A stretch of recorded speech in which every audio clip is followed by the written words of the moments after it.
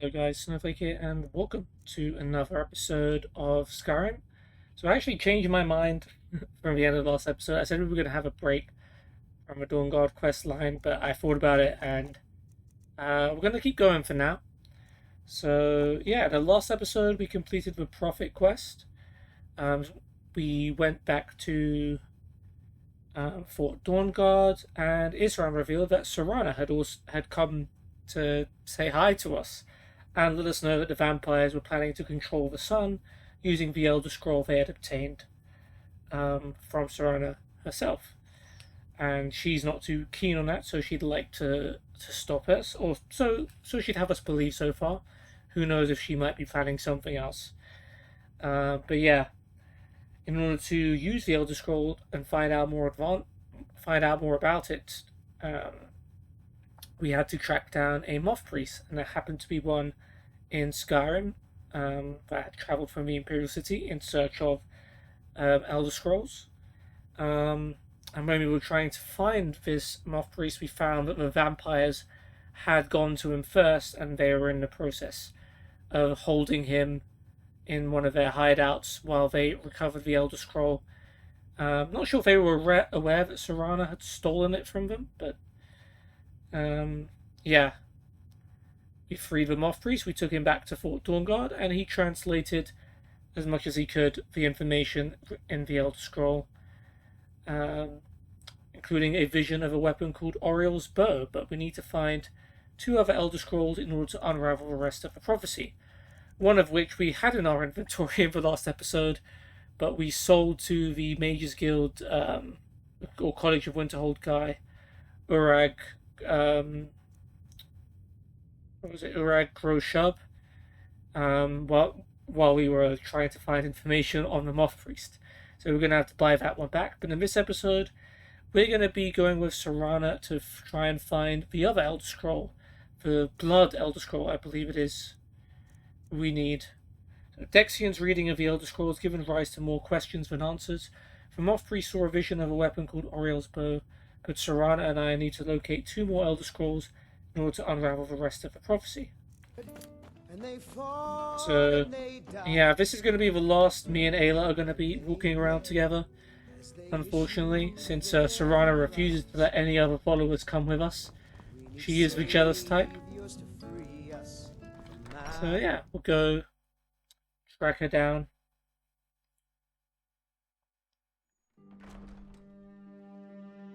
There's the dragon we killed at the end of the last episode as well. The one that attacked Riverwood. Okay, Serana's apparently down here. Okay. I guess we'll go back to Fort Dawnguard then.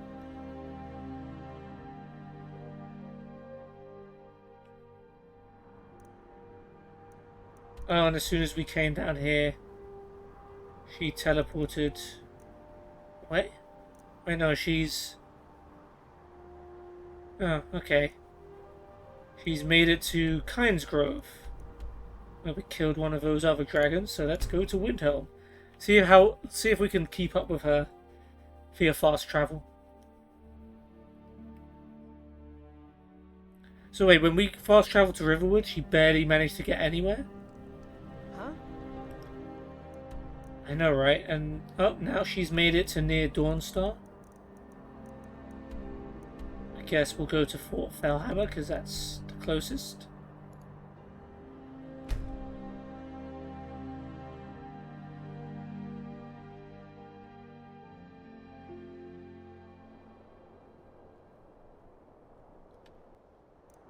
And now she is near the Blue Palace.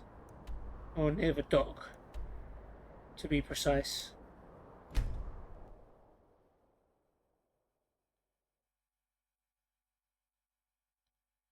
I wonder why it's telling us about Pelagius the Man when we go to the Blue Palace. Here's a mystery. Okay, she's gone further along. Okay, she's closest to Orphan's Tear.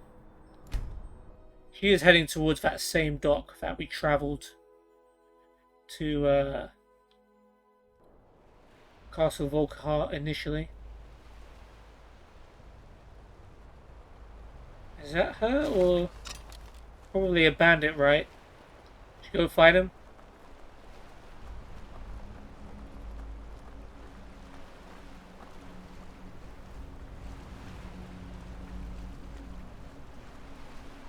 Did it. Did it. Yeah.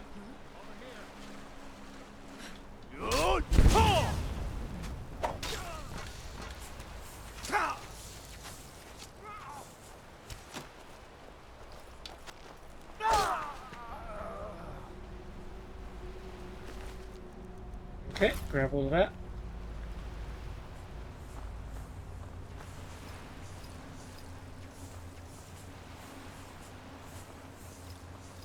Where's the other guy?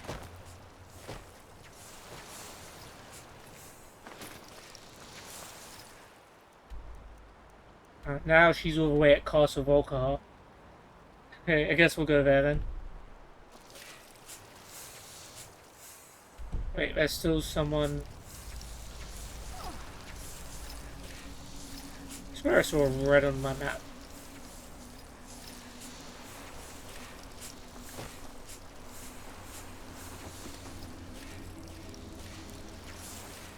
Maybe not.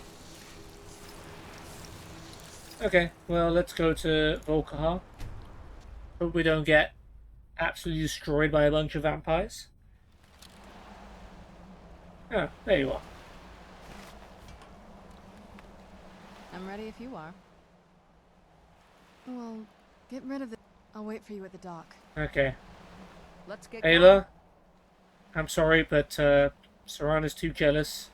So it's time for us to part ways. I'm heading home if you need me. Thanks for everything, Ayla. I appreciate the time we spent together. Is she just gonna get in that boat? Yeah, she is actually. A lonely trip back for Ayla. She's just gonna be sadly paddling away with tears slowly falling down her face. But yeah, Serana is my new best friend now. I'm ready if you are.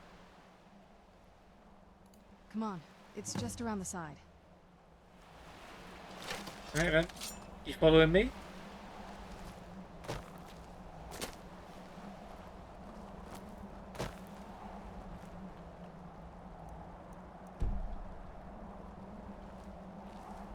I don't even know if this is the way we should be going, but...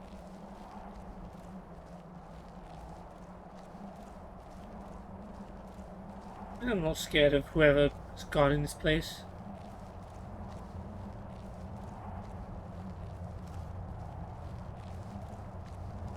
Okay, we actually can't go in there.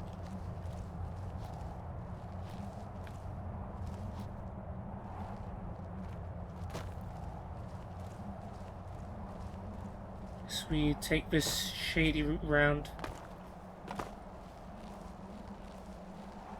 I think so, anyway.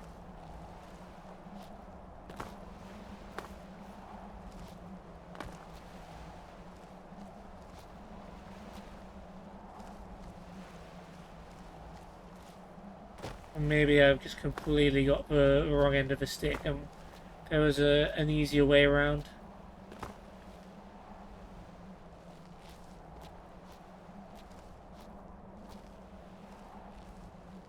We've sort of made tracks.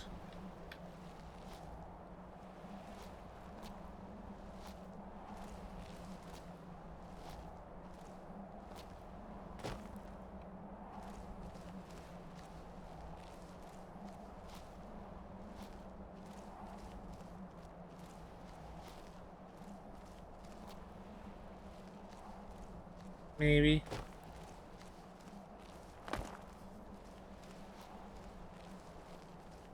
Oh, okay. Ooh, well, I definitely wasn't supposed to take the high route.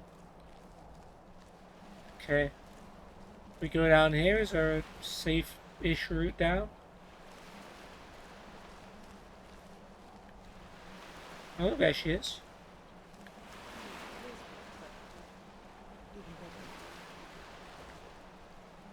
Barely heard what she said and didn't have time to read it either. Quick save, because we might plummet to our deaths.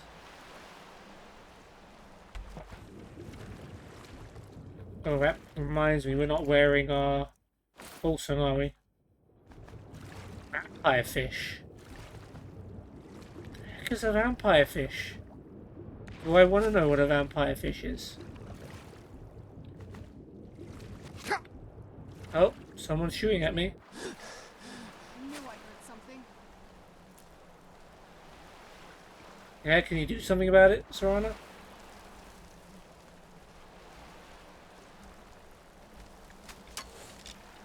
Oh. Skeletons. They're not the easy to kill kind. Well, easy enough to kill. But... Who's... from where?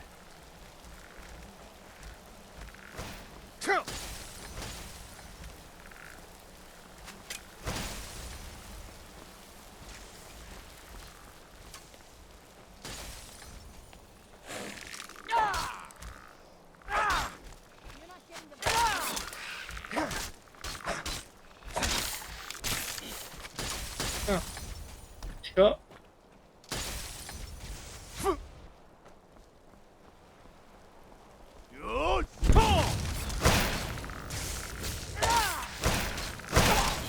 no, you don't. Wait, why can't I run? I'm being frost slowed, am I? You're not getting the best of me. Done and done. Alright. Skeletons guarding the place. Ooh, silver necklace. Mind if I do?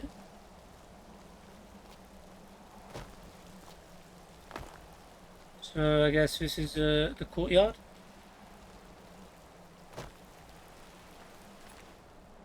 Relax. So what is a vampire fish? Is it an ingredient? No, not you. No, it's food. 2 points of health. Nothing else about it.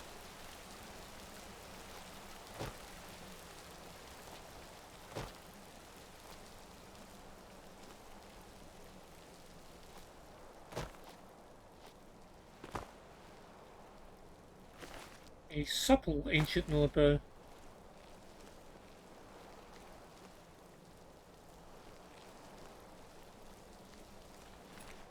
Spell term Ice Spike.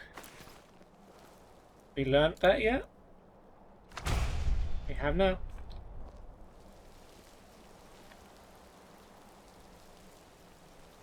Anyway, I think that was it. I was trying to fish, but skeletons were too busy trying to kill me. Okay, Volkihar Undercroft. Great, the Undercroft of a vampire place. Looking forward to seeing what's in there.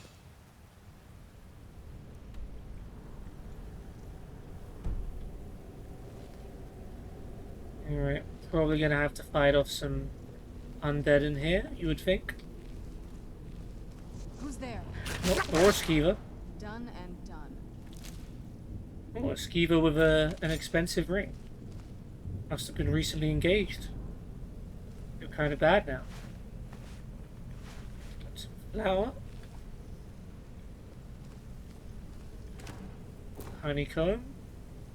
An axe with a hand. Bloody rags. Of course, we definitely want those. Open door. Open door. Guessing this goes to the same room. The old water cistern. On some days, this would smell just... Be glad you weren't here then. Hear ya? Yes? What did you need? Nothing. Just going this way. Oh, there's a shady aura coming out of these Who's death there? hounds. I don't know if that was always the case. I knew it was something.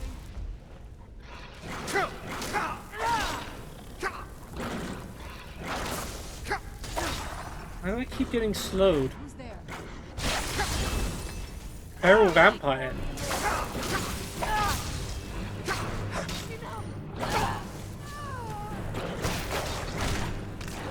I just drop kick a dog? I think so. I got fairly low there. Another dog with a ring? Everyone's getting married down here. Maybe the dog was married to the skeever. Journal fragment. Foot wraps, ragged trousers, ring of minor destruction. Elven dagger of fear. Creatures and people up to level 10. Flee. Okay. Let's have a look at this journal fragment. Not good enough to live in that stupid keep, am I? Stupid sots don't realize I've moved into the Undercroft and started taking control of their own death hounds. I'll get my revenge. Most unfortunate. Would have liked to have let you cook, but yeah. Feel like you might come alive at some point.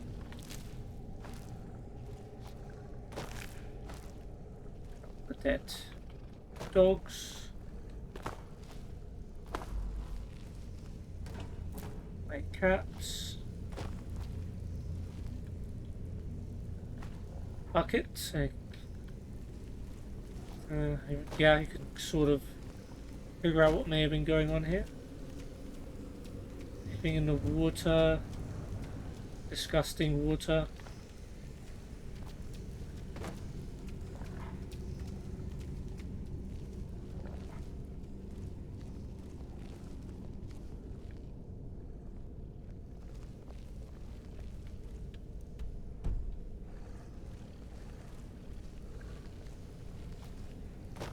Oh, chest. We do notice the trap.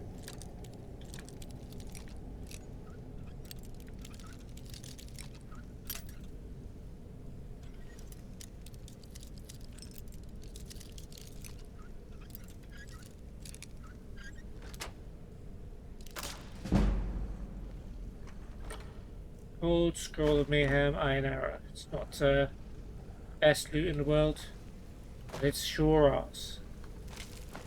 Gold. 2 gold. Yep, searching through coffins. Just like the good old days of Oblivion.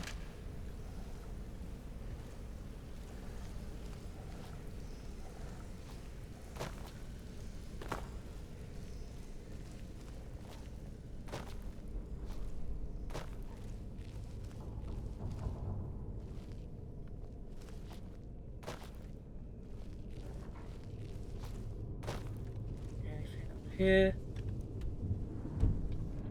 There's up here, there's also down there. It's an alchemy lab. Just chilling over here. We can't take that shovel. Take pots, helmets, charcoal, lantern, hailing, vampire gauntlets, leather strips. What's this? I'll grab it. Some apples. Yes? What did you need? Salt, weak conversion to magic. Just needed to cook some alchemy. Yes? What did you need? I'm cooking. Yes? What did you need? Serana, please calm down. You will. Plenty of time. Wait. I can take the shovel. You lied to me, game. What did you need? Oh, I think, yeah, there was a bridge down there. We need to probably use that lever. Lost Miriam. Ethereum Wars and...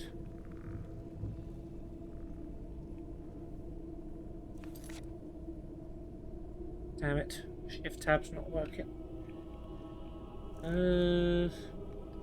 I alt tab out and alt tab back in. That work?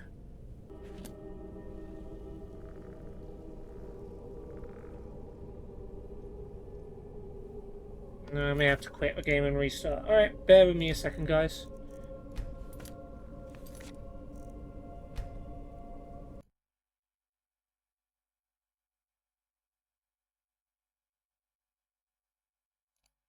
Alright, well, there's a hidden site into my YouTube channel.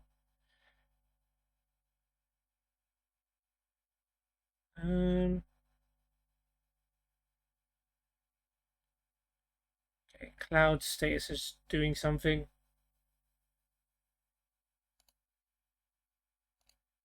Okay, there we go.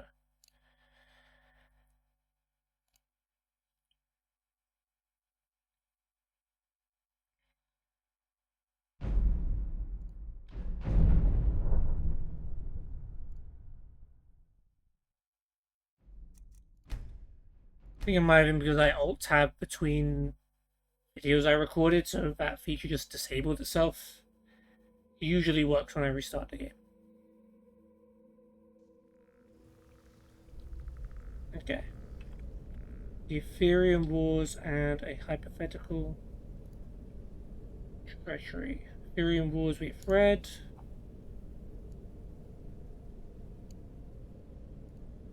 Hypothetical treachery we have not read. Okay, I'll read that one now. Bloody tankard. Didn't know that was an item.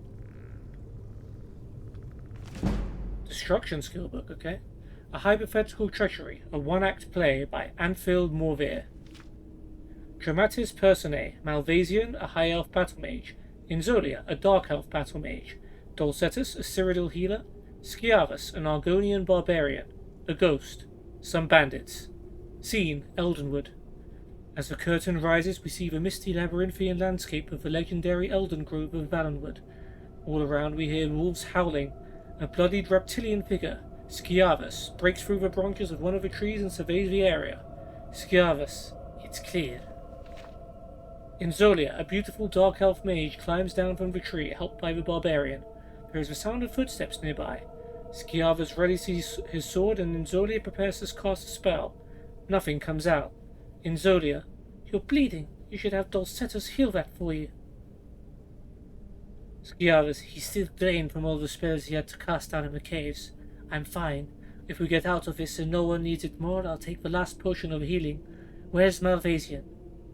Malvasian, a high elf battle mage, and Dulcetus, a Cyrodiil healer, emerge from the tree, carrying a heavy chest between the two of them. They awkwardly try to get down from the tree, carrying their loot. Malvasian, here I am, though why I'm carrying the heavy load is beyond me. I always thought that the advantage of dungeon delving with a great barbarian was that he carried all the loot. Sciavus, if I carried that, my hands would be too full to fight. And tell me if I'm wrong, but not one of the three of you has enough magicka reserve to make it out of here alive. Not after you electrified and blasted all these homunculuses down below ground. Dulcetus, homunculi. Sciavus, don't worry, I'm not going to do what you think I'm going to do. Inzolia, innocently, what's that? Sciavus, kill you all and take the ebony mail for myself. Admit it, you thought I had that in mind. Dulcetus, what a perfectly horrible thought. I never thought anyone, no matter how vile and degenerate. Inzolia, why not? Malvasian, he needs porters, like he said. He can't carry the chest and fight off the inhabitants of Elden Grove both. Dulcetus, by Stendar, of all the mean, conniving, typically Argonian. Inzolia, and why do you need me alive? Sciavus, I don't necessarily, except that you're prettier than the other two, for a smooth skin, that is. And if something comes after us, it might go for you first. There's a noise in some bushes nearby. Sciavus, go check that out. Inzolia, it's probably a wolf. These woods are filled with them. You check it out. Sciavus, you have a choice, Inzolia. Go and you might live. Stay here and you definitely won't. Inzolia considers and then goes to the bushes. Sciavus to Malvasian and Dulcetus. The King of Silvanar will pay good money for the mail, and we can divide it more nicely between 3 than 4. Inzolia, you're so right. Inzolia suddenly levitates up to the top of the stage. A semi-transparent ghost appears from the bush and rushes at the next person, who appears to be Sciavus. As the barbarian screams and thrashes at it with his sword, it levels blasts of whirling gas at him. He crumbles to the ground. It turns next to Dulcetus, the healer, and as the ghost focuses its feasting chill on the hapless Dulcetus, Malvasian casts a ball of flame at it, but it causes it to vaporize into the misty air. Inzolia floats back down to the ground as Malvasian examines the bodies of Dulcetus and Sciavus, who are both white-faced from the draining power of the ghost. Malvasian, you had some magicka reserved after all. Inzolia, so did you. Are they dead? Malvasian takes a potion of healing from Dulcetus's pack. Malvasian. Yes, fortunately the potion of healing wasn't broken when he fell, but I guess this leaves just for two of us to collect the reward. Enzolia. We can't get out of this place without each other, like it or not. The two battle mages pick up the chest and begin plodding carefully through the undergrowth, pausing from time to time at the sound of footsteps or other eerie noises. Malvasian. Let me make sure I understand. You have a little bit of magic left, so you elected to use it to make Skiavas the ghost's target, forcing me to use most of my limited reserve to destroy the creature, so I wouldn't be more powerful than you. That's first-rate thinking. Enzolia. Thank you. It's only logical. Do you have enough power to cast any other spells? Malvasian. Naturally, an experienced battle mage always knows a few minor but highly effective spells for just such a trial. I take it you too have a few tricks up your sleeve? Enzolia. Of course, like you said. They pause for a moment before continuing as a fearful wail pierces the air. When it dies away, they slowly trudge on. Enzolia. Just as an intellectual exercise, I wonder what spell you would cast at me if we made it out of here without any more combat. Malvasian. I hope you're not implying that I would dream of killing you so I would keep the treasure all to myself. Enzolia. Of course not, nor would I do that to you. It is merely an intellectual exercise. Of course it is, guys. You've already killed each other a little bit, but it's not going to happen again, trust me. Malvasian.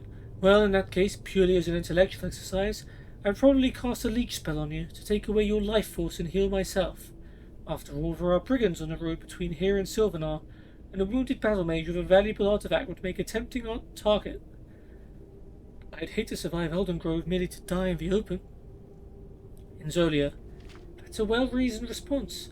As for myself, again, not saying I would ever do this, but I think a simple sudden electrical bolt would serve my purposes admirably. I agree about the danger of brigands, but don't forget, we also have a potion of healing.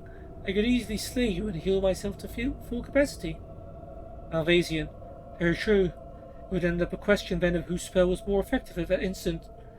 If our spells counteracted one another and I leached your life energy only to be crippled by your lightning bolt, then we could both be killed.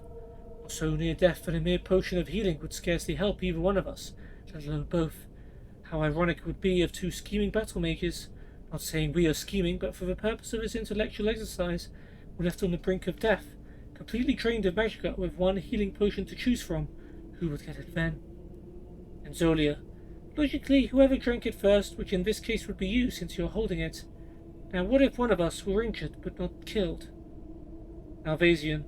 Logic would dictate that a scheming battle mage would take the potion, leaving the injured party to the mercy of the elements, I suppose. Enzolia. That does seem most sensible, but suppose that the battle mages, while certainly scheming types, had a certain respect for one another.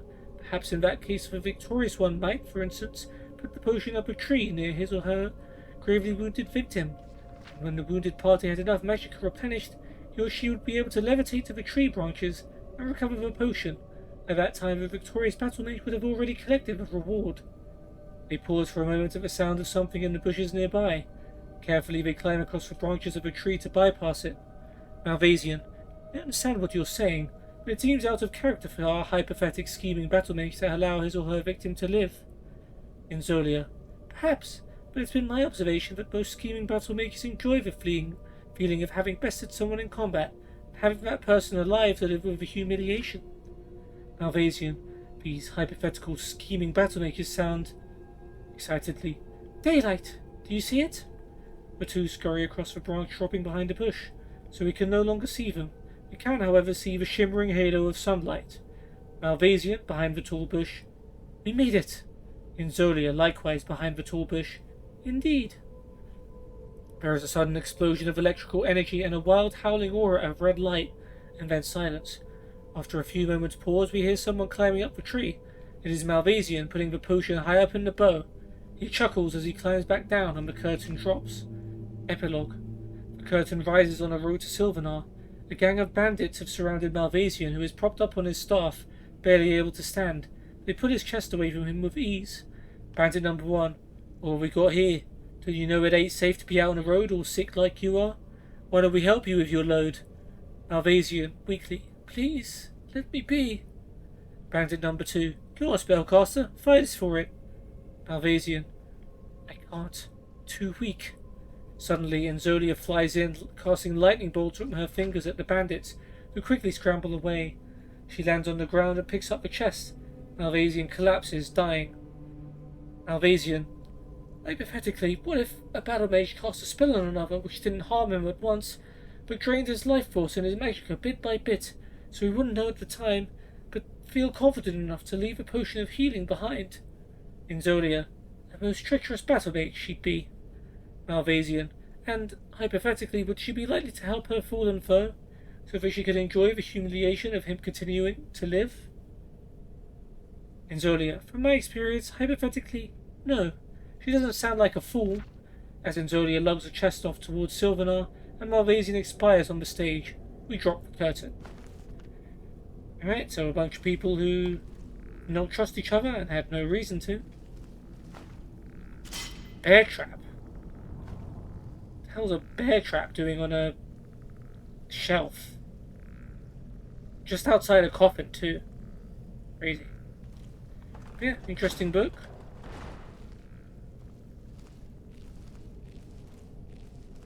Bunch of guys that just could not trust each other, and for good reason.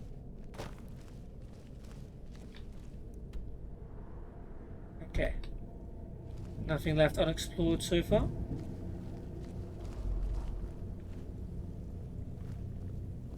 Iron dagger. Skeleton was like hiding in here, but obviously couldn't get out. Take a left up here. This is one of those weird double-barred security measures that my father put in when he got more paranoid. If we follow that path around, we can find the other switch. I hear ya. Take a left here.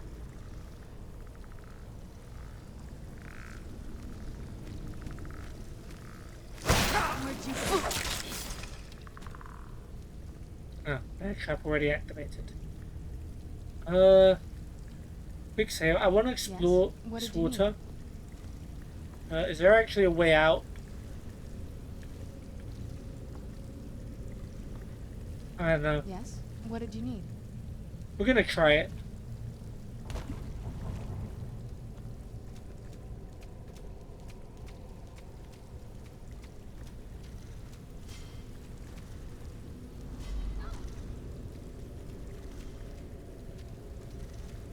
Go to Serana. Oh, she just completely ignored the skeever that was spinning in the there? wings. That'll teach you. Oh, she stepped on that bear trap, didn't she? Come on, Serana, you were the one talking about your dad's paranoia. Did she step on all of these bear traps? What the hell?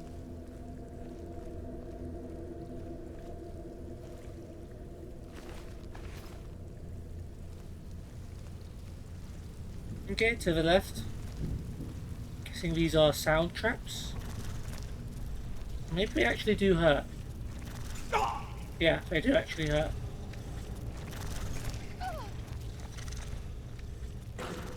Doggies.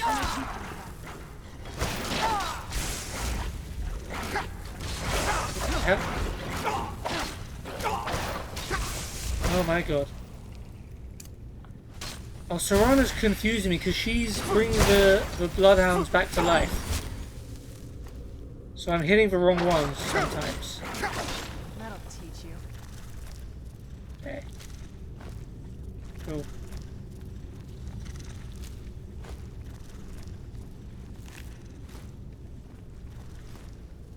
Okay, I'll put it here.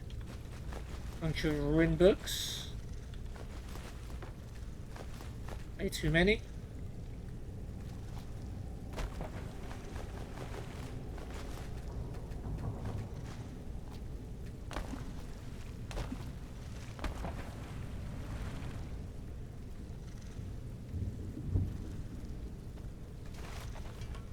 Yes? What did you need? Oh, she has more. Oh, she has a lot of more dialogue. Do you spend a lot of time down here? I like to explore. My parents almost never let me off the island, so yeah, I poked around down here a lot. It was a little quieter back then. Guess a little vampire girl was enough to scare off the rats. Sound like you were a weird little kid. I was, but I think I turned out okay. There? Are you and Valerica, aka your mum, close? And okay, yeah, you definitely are a weird little kid. Before my father became obsessed with a prophecy, my mother and I spent quite a bit of time together. She was very fond of our alchemical garden in the castle courtyard. She taught me quite a bit about cultivating quality regions. So you always got along? Like the best of friends. I would never hesitate to share anything with her. But then it all changed when the Fire Nation attacked. It was very sudden. It was almost like one day we were a normal family, and then the next, I didn't know who they were. I'd try to visit my mother in the garden, and she'd quickly shoo me away, saying she was much too busy.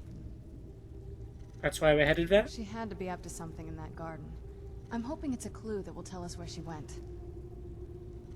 Okay. Tell me about your family, even though you There's just not did. a whole lot to tell. You've already seen my father's obsession. My mother's not a whole lot better, but you'll see that soon enough. Guess we will. Were you close with her? My father... No, not really. I did spend a lot of time with my mother, but she saw me more like a protege than a daughter. What about you? What were your parents My like? parents. Oh wow, we actually have... what do I say? They were good people, I miss them, we're very close, I can't wait to see them again. We didn't really get along, best if I haven't seen them in a while. I never knew them, I grew up alone. So I guess I can just make up an answer. I never knew them, I grew up alone, would make sense because I don't actually know who they are. They were good people, I miss them, implies they're dead. Let's say we're very close, I can't wait to see them again. Let's be optimistic. You're a good son. I try. Yeah, let's just keep going. Where are you going? Anything good? Alright, she uses an elven dagger. Okay.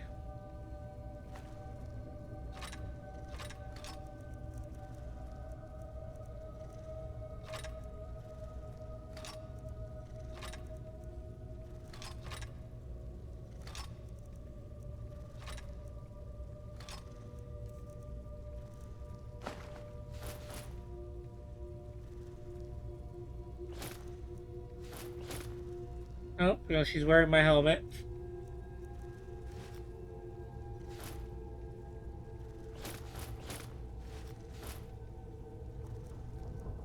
Seems like she can carry a lot more than Thingy could. Although she's not wearing nearly as much armor, I guess. I'm not giving you my potions, scrolls, food, or ingredients, but you can have some books.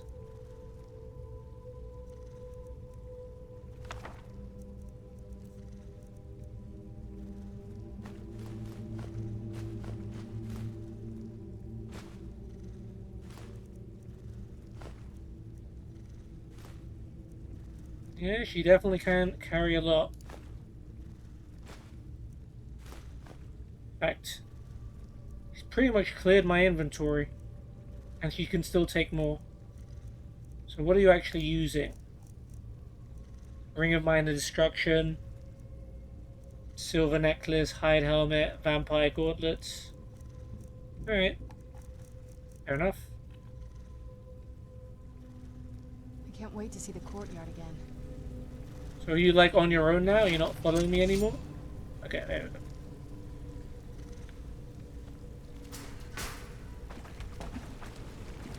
What? Oh. Did I trigger that? Potentially, I guess. Oh. Bones are dangerous. You can trip over them. What did you need?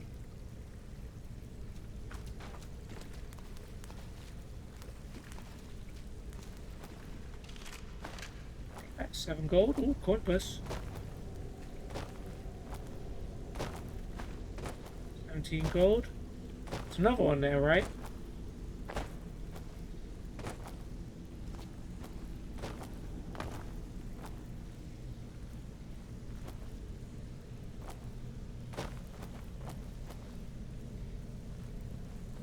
Another way up there? No.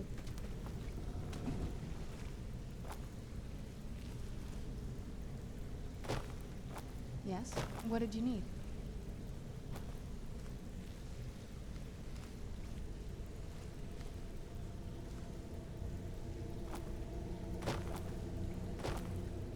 There is something I forget, isn't it?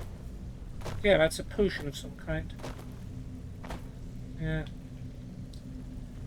Don't know if... I guess, is there a way round there? No.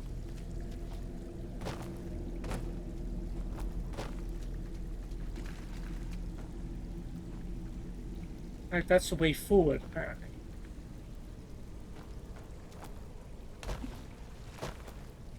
Be cool if I could reach that chest, but sadly no.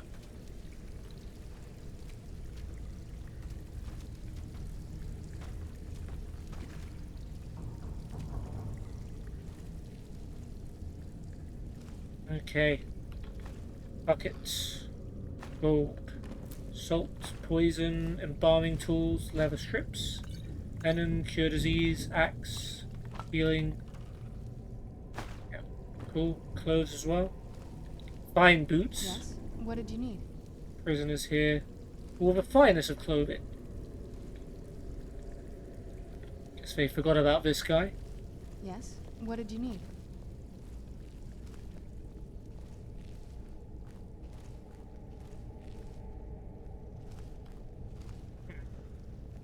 Spiders.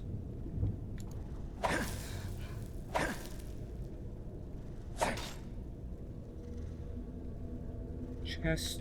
Is there a trap? Can't see, it doesn't look like it.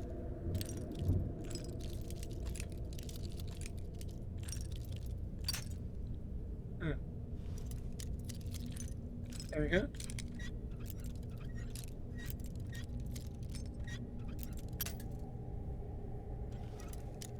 Nab it. There we go. Gold and plentiful healing. We made the Spider Lords angry.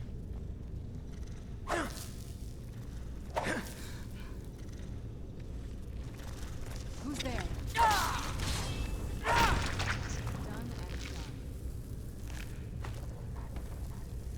done. Oh, doggies as well. I Yes. definitely heard What them. did you need? Serana, you don't need to address me every time I go into your vicinity, okay? Can I loot these corpses? No? Guessing other side of that door. Got some dogs.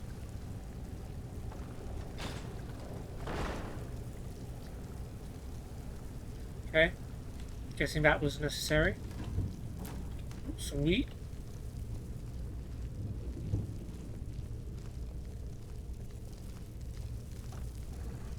Wait. When did you get that death hound? Heck? Did you just kill it for a door or something?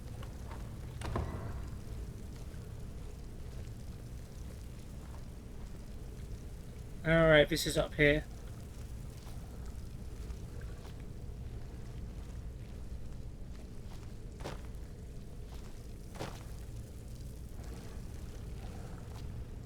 Doesn't seem to be much.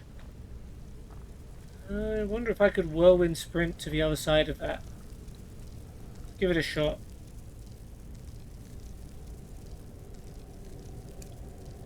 I have full shout now. Yes? What did you need? What? Damn it. Started my run up too soon. Yes? What did you need?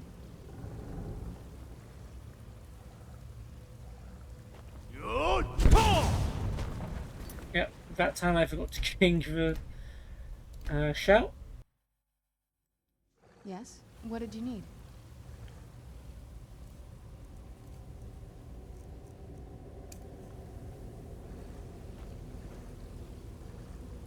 What? Nakast! Ooh.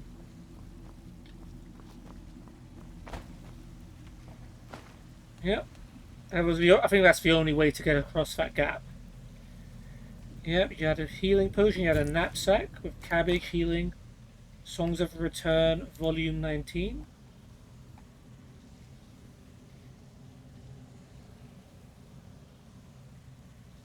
Which we've read. Boots, gold emerald circlet, and clothes. Pretty good. And we've got a nice big chest over here too. Glass sword, elven arrows, gold, silver necklace, iron battle axe of fatigue, glass helmet of major archery, adept robes of alteration. Neat. Definitely worth a trip.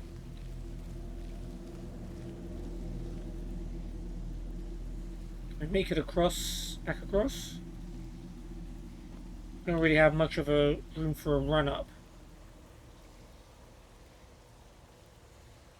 What?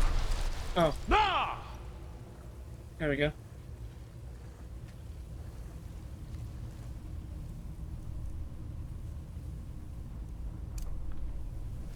Good job, whirlwind sprint. Did we? Yeah, we already dropped that.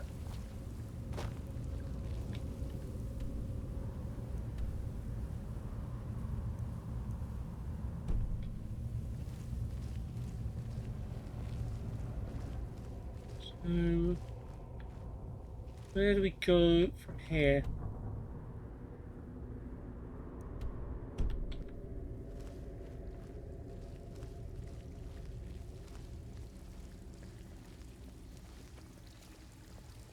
Back down. Wait a minute. There's a way up there. How do we get up there? This trapdoor opened.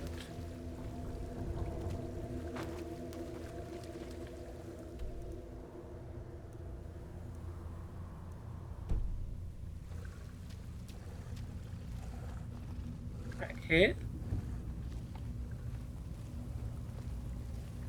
Oh yeah, this was yeah,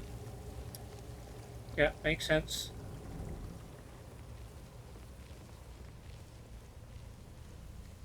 This leads out to the courtyard. Just head for the door. Mm-hmm. Roger that. Didn't really need directions for this part. Okay. We've made it to the courtyard. Yep. Oh. Everything okay, Serana?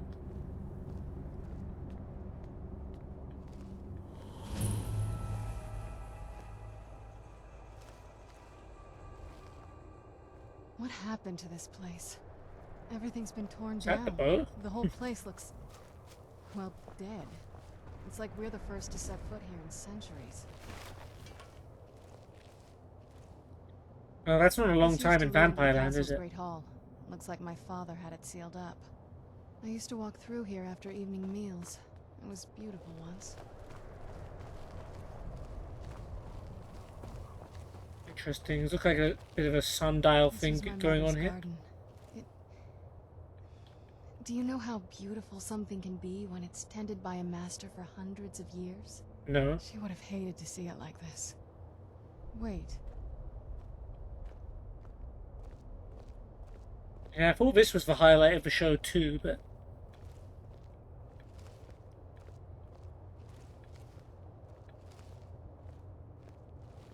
Go on, Serana. Cook. Something's wrong with the moon dial here. Oh, a Some of moon the dial, not a crests are missing, sundial. the That makes dial more is too. sense. I didn't even know the crests could be removed. Maybe my mother's trying to tell us something. Investigate the moon dial. Okay. Before that though, there's a bunch of stuff I wanted to have a close look at. And this root, okay. Swamp fungal pod, spiky grass.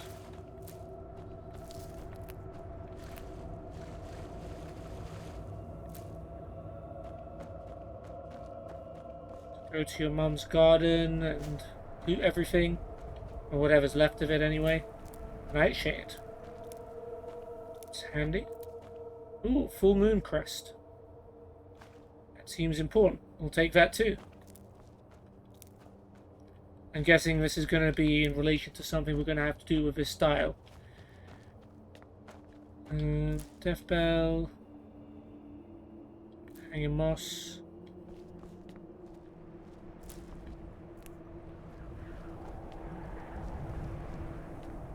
Okay. Swamp fungal pod I'm not too familiar with. Have we... Yeah, we haven't even eaten it before. Okay, resist shock. Nice.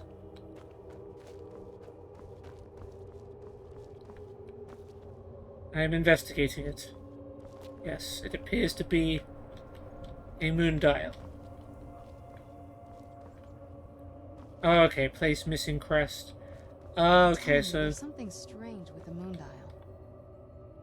what happened to the castle If courtyard? I had to guess, I'd say the moment Mother fled the castle, Father went on a rampage. Knowing him, anything at all that reminded him of her was just destroyed. Yikes. And he just walled it off? It appears that way. I suppose he wanted to put the past behind him. Yeah. Perhaps if he had spent more time with us, he would have recognized the beauty for himself. What's so special about the moon dial? Well, as far as I'm aware, it's the only one in existence. The previous owners of the castle had a sundial in the courtyard, and obviously that didn't appeal to my mother. Yeah, She fair. persuaded an elven artisan to make some improvements. You can see the plates that show the phases of the moons, Masser and Secunda. Vaguely remember those names. Does it work? And that's the thing. What's the point of a moon dial? I always wondered why she didn't just have the whole thing ripped out. But she loved it. I don't know. I guess it's like having a piece of art, if you're into that sort of thing. So what exactly am I doing to it? Hard to say. Maybe if we found the missing crests, we could figure it out. Okay. Look around for the missing crests. Even in this mess, they should stick out. Right, so we found one, which was, If we had the crests, full we moon. wouldn't have to keep hanging around this lovely place. It should go here, right? Right? Place missing crest, place. We had, what, full moon crest? I guess here, it would go here too. Alright, this is dark. This is light, okay. So, what is, I guess, they're just hidden around this courtyard somewhere? How many do we need If to we had find? the crests, we wouldn't have to keep hanging around this lovely place. 4 more, okay. Okay, looking for the moon. Moon. I'll show you the moon.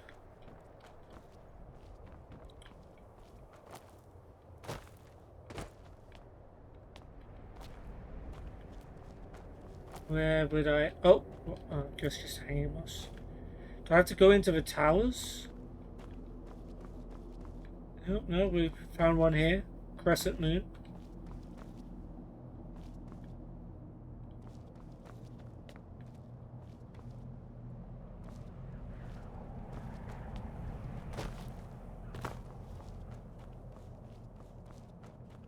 Yeah.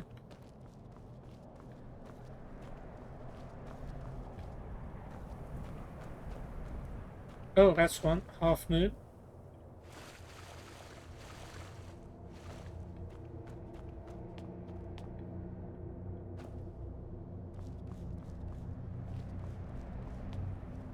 Should be one more, right?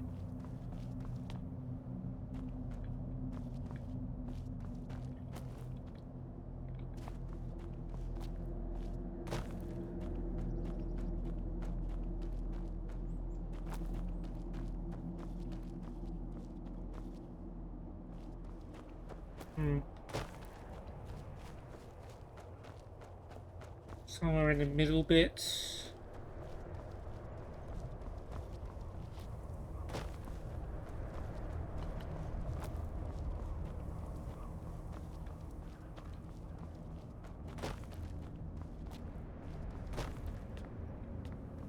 Unless I've miscounted.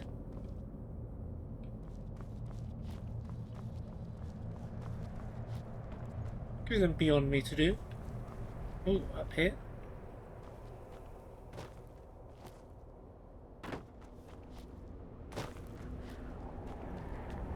Or maybe she's hiding one behind her back and she's just being really mean to me.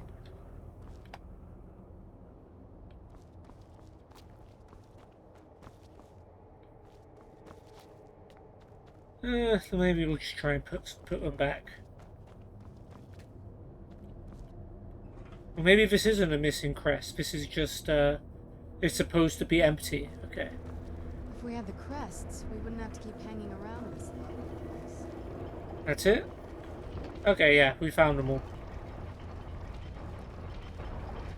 Very clever, Mother. Very clever. Explore I've never Castle been in those Volcar's tunnels ruin tower. before, but I'd bet they'd run right under the courtyard and into the tower ruins. Well, at least we're getting closer. Let's go. Nice. Do you need something? Nope. Just Turns want out to see my if you had more mother was dialogue. sneakier than I thought. I wonder what she's hiding. We just clear the Volcar Undercroft. Yeah, we got the clear sound. Guess so. Oop. Never know.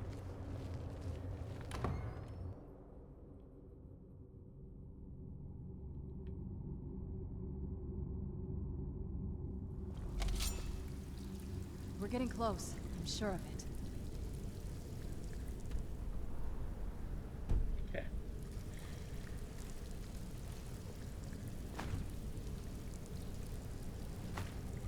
Gee, well, looks like a dead end. I don't know how we're gonna make it from here. Ah, that'll do.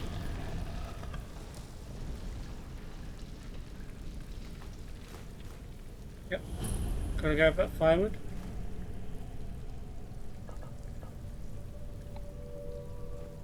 Yeah, looks like people were reading down here. Got some salt. Caddis roots. Pot. Dried elves ear. Wait, oh, that's up here. I've never even seen this part of the castle before. Be careful. I don't know what might be around. You can actually use knives and forks as weapons. It's pretty cool. Garlic? What the hell's garlic doing down here? I know garlic doesn't actually do anything to vampires in Elder Scrolls games, but still.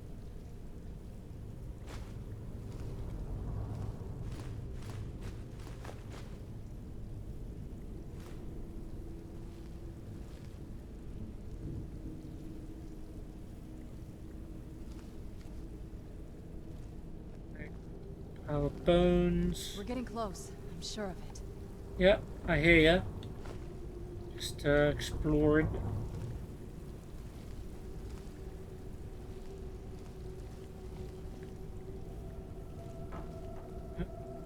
Just some hands. Oh, look, that's a cooking pot we can use.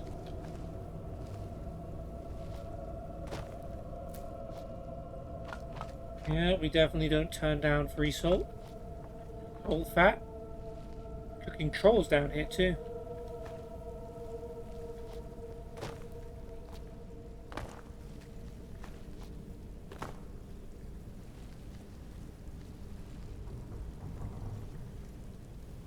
Okay, well, let's use the cooking pot then.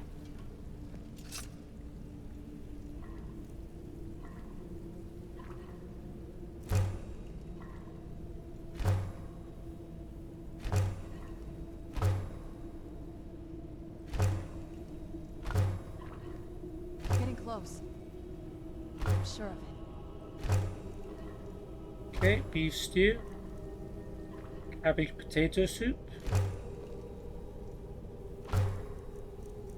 We're getting Cooked beef. sure of it. Cooked bass. Cooked vampire fish. We're getting close. I'm sure of it. We need to keep one vampire fish. So we'll make one of these. And we'll Getting keep the close. cooked vampire Sure of fish. it. And the rest we'll spend on hawker notes. We're getting close. I'm sure of it.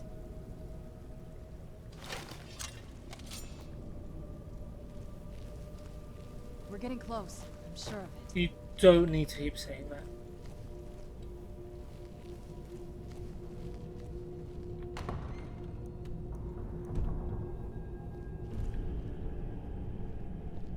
Bunch of dead skeletons sitting on chairs.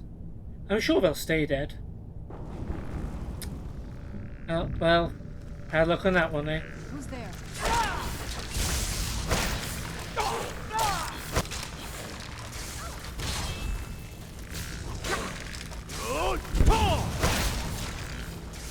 Alright. Get some worms. Oh, we already killed everyone. And I was getting so excited.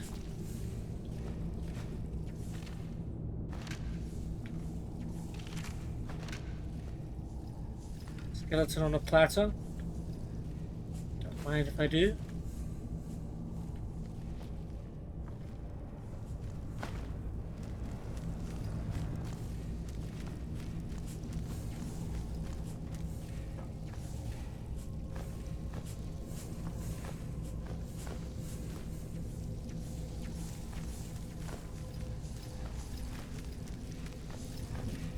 No food here, just wine. Lame. Drum. I even had entertainment down here. Used to have books too. I guess your thing lost longer than mine. We're getting close. I'm sure of it. I do hear that, Serana. Very much so. Okay, something else to take, wasn't there? Yeah. We're getting close. I'm sure of it. Do you know this place? I'd always just assumed that the other tower was completely destroyed inside. My mother kept this a secret, even from me. She must have been up to something she thought was dangerous. Okay, let's trade. Anything good?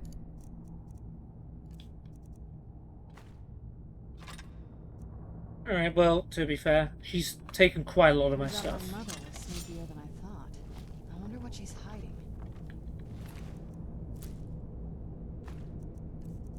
Anyway, battle axe.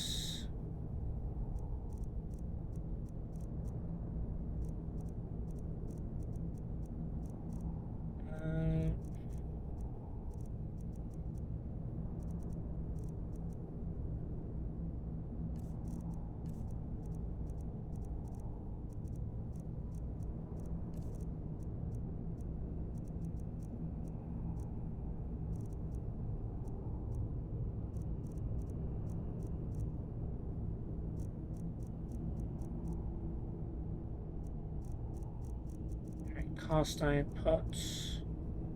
At least these ones. Broom.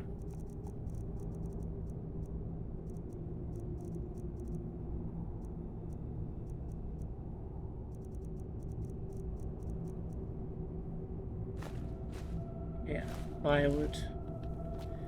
Don't really be needing that.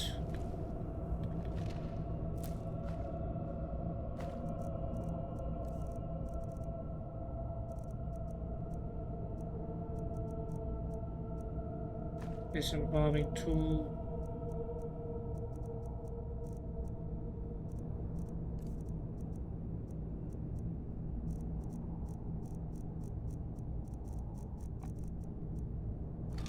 Oryx sword.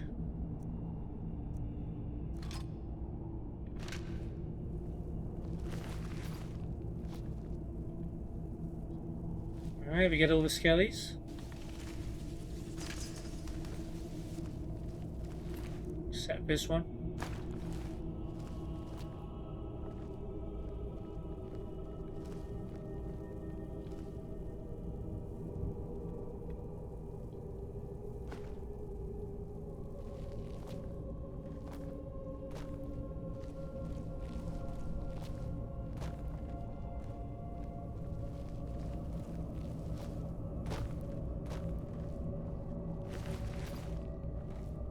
Okay, I think that's it.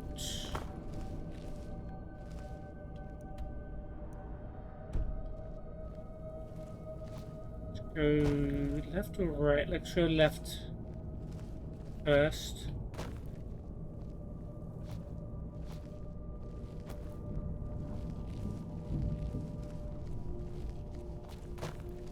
What happened to that table? Nothing over here. Okay. To the right.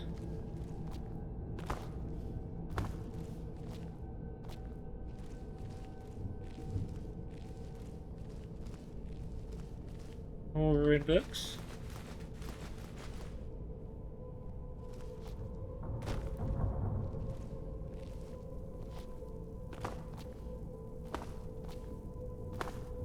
We're getting close. I'm sure of it.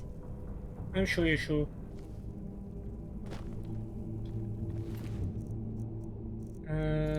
Sword. Probably battle axe.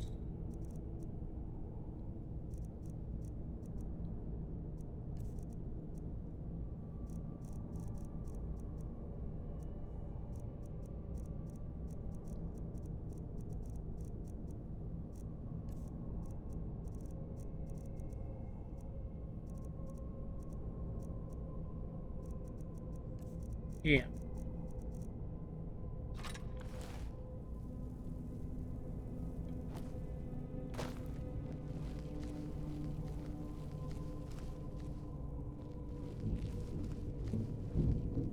Oh, gargoyles in here. I bet you'll come alive.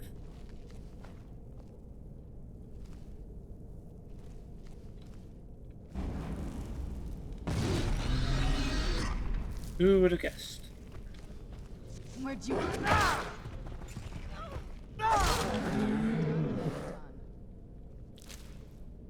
Moonstone, orichalcum, and ruby.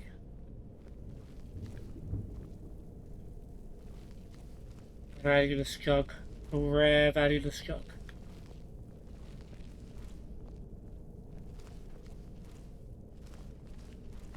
Old. Wine bottle. Ruined book. Candlestick. Wine bottle.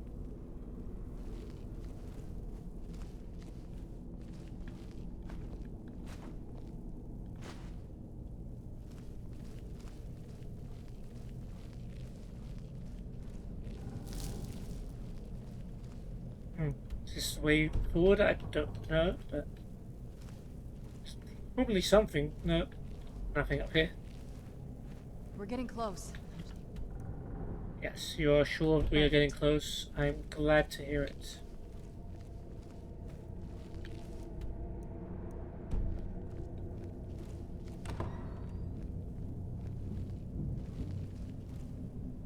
Benches. Oh, here's skeletons. Where'd you...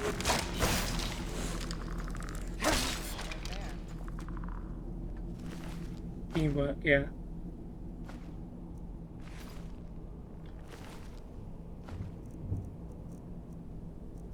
Okay, yeah, now's the part where we're getting...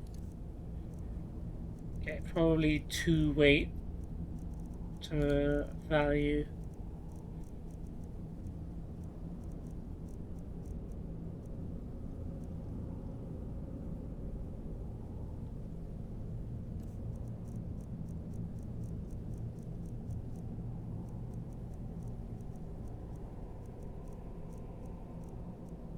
Alright, nope. That's...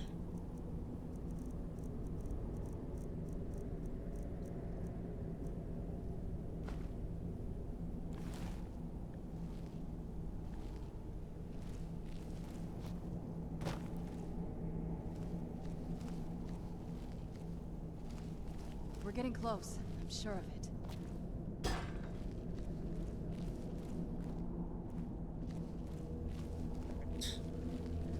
See what's in this door.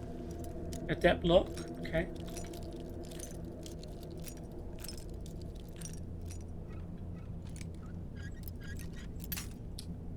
Kidding me.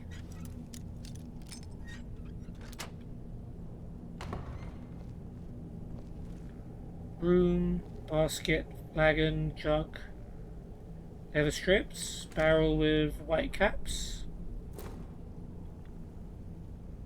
Oh, there's a coin purse.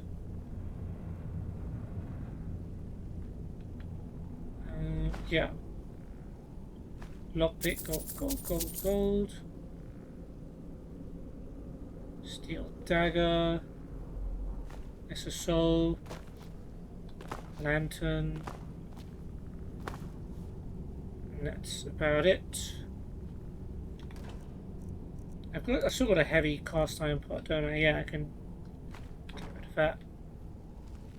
We're getting close. I'm sure of it.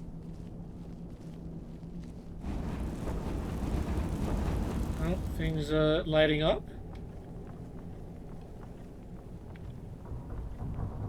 Old motion sensor technology.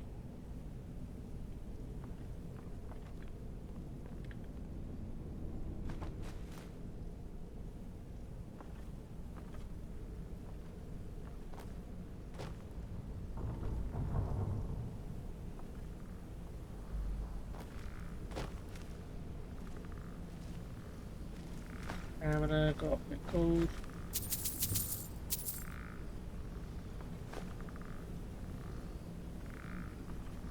Ooh, sapphire. Loot. Oh. Well, that Who's there? probably.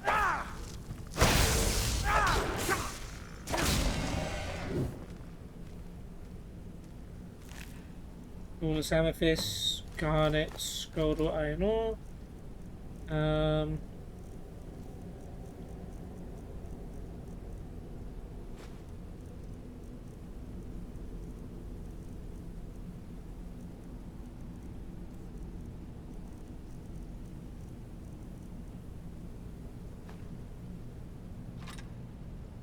We have just a regular knife. I feel like we do, but double check. Yeah, we do. You can stay behind then. Oh, we still have another woodcutter's axe? Yeah.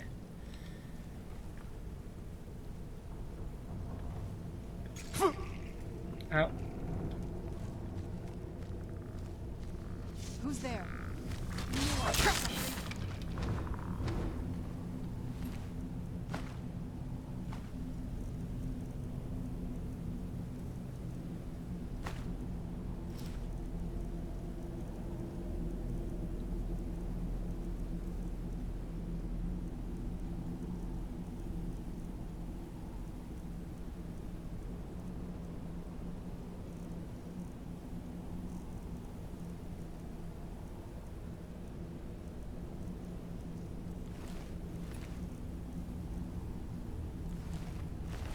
Damn it, let me pick Misk.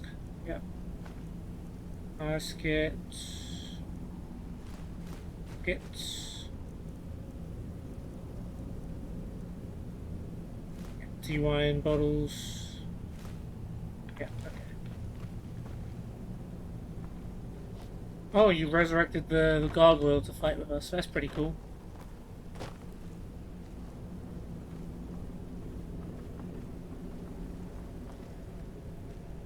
Will this one come alive too?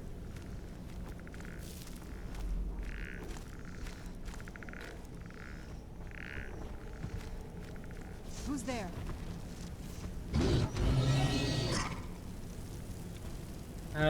Pretty sure we're fighting. Gold candlestick. Gold fine groups of clothes.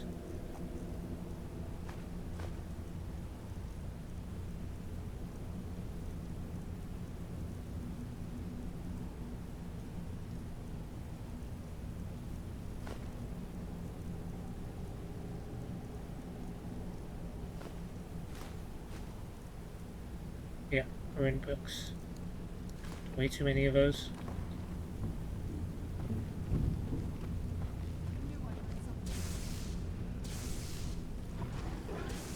Well, Serana seems to know what she's doing.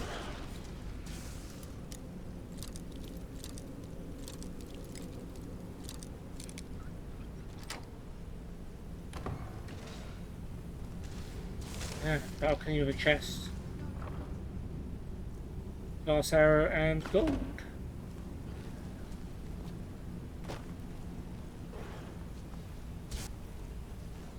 I seem to be in quite a scuffle over there.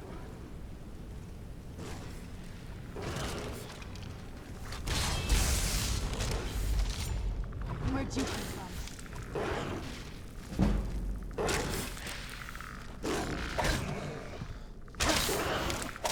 That'll teach you. Who's there? That'll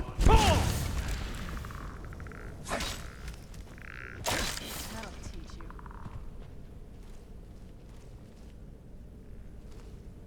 Guess we're not done yet. But you're not here.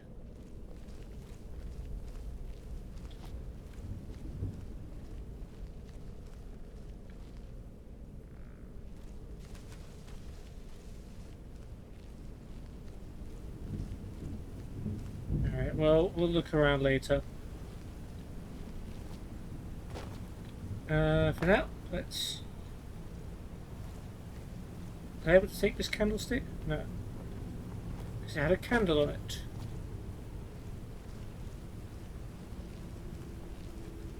A firmament. I believe we've read.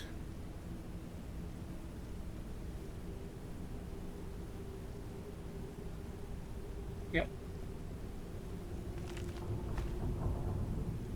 Aedra and Daedra. Sounds like one we've probably read.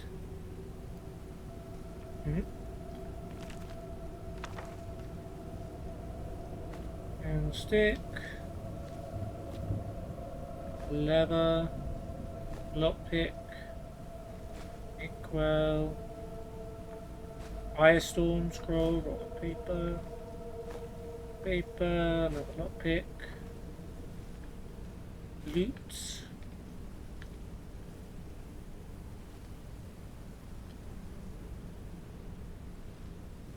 Okay, ruined book, the City of Stone. Not quite sure. That doesn't sound too familiar. But we have read it.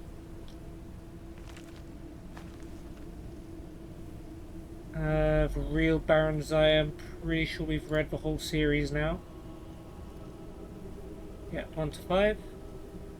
Still grab that though. Unit Tactics, I know we've read. Songs of a Return, Volume 2.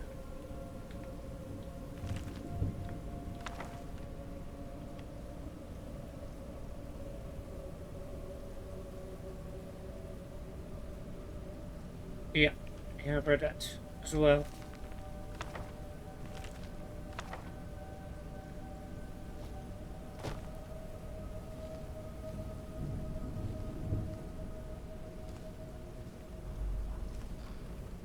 Okay, I'll take some gold and we'll leave some more books behind.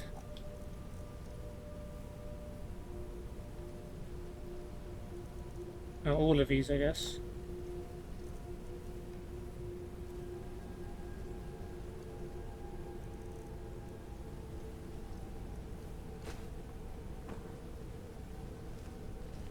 Skeleton, Ancient Nord, Warhammer.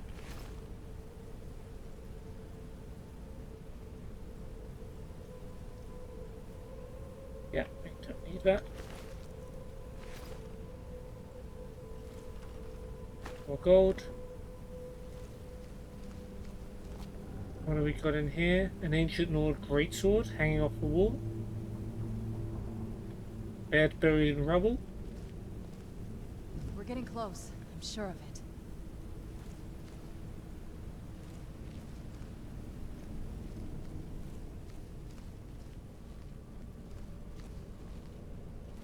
Another bedroom. Which didn't survive very well. Oh, there's a wardrobe we can search. We're getting close. Six I'm gold. sure of it.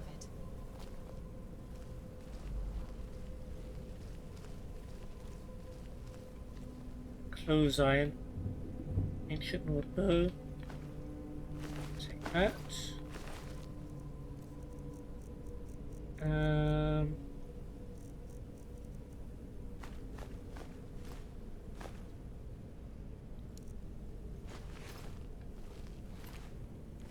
More hammer we don't want. Stop all ancient Nord bow, that's pretty good.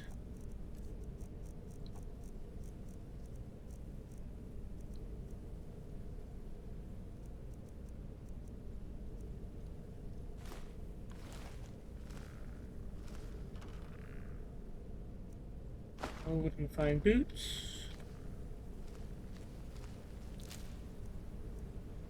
And we already have that. Bone meal.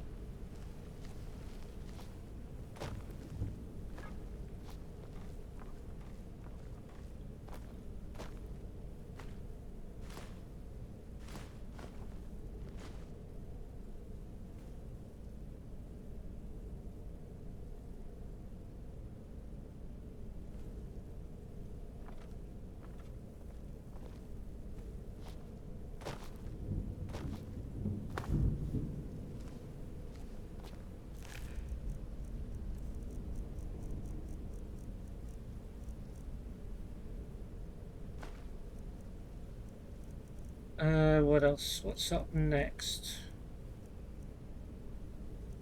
Inkwell's 3. Drum is also 2.5. Don't need a drum.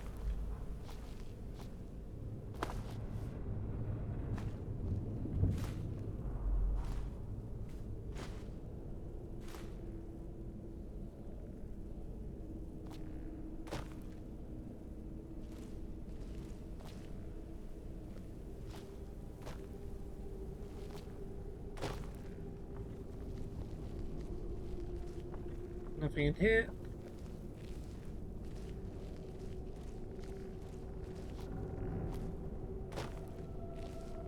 Quill. Throne. Another valuable bowl.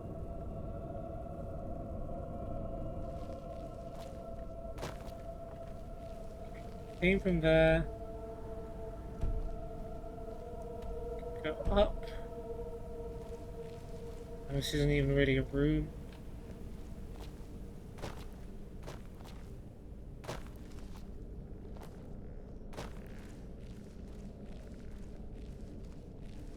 That's probably going to come back alive.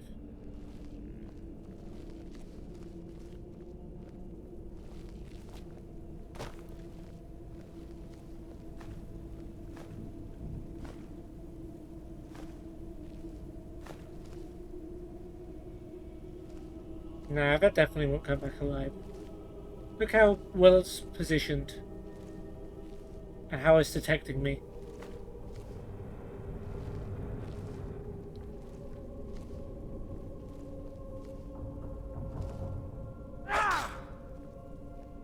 Okay. I knew that wouldn't work, but still. We're getting close. I'm sure of it.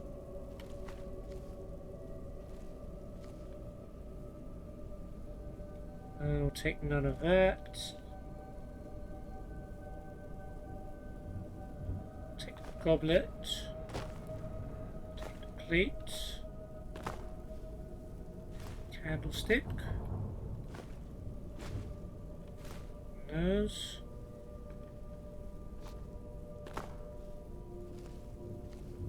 We're getting close. I'm sure of it. I hear you, man. Just looking for a container.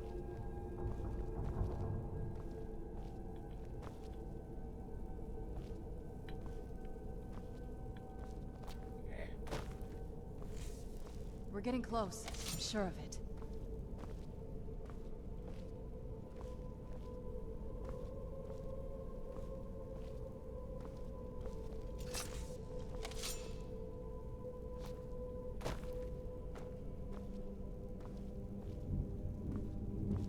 We're getting close. I'm sure of it. We can't go that way until we fight this thing, right? Alright. Let's fight it then.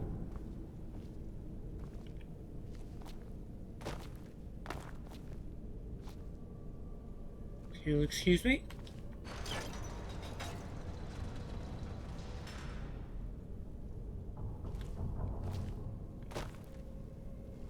getting close. I'm sure of it. Oh, who would have guessed he'd come alive? Where'd you come from? Done and done.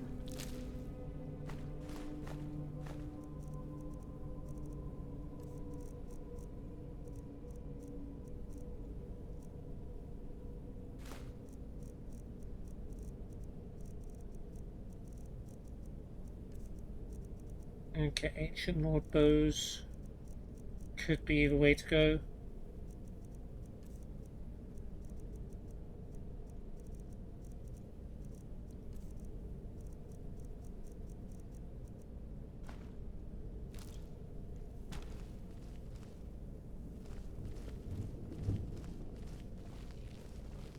Okay. Is this door open already? Yeah, I think so. You been here before? I don't think so. I'm guessing that's a We're way getting around. close. I'm sure of it. Excuse me, Serana, you're blocking the doorway.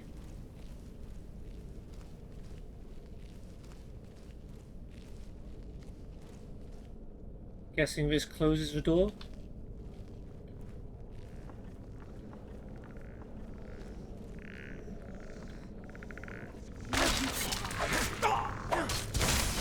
Done and done. Oh, well, he got yeeted.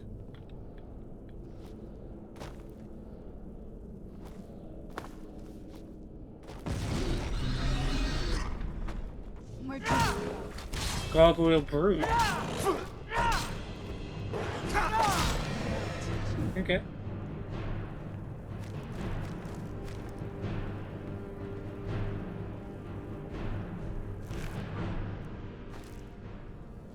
Garnet, orichalcum, and silver.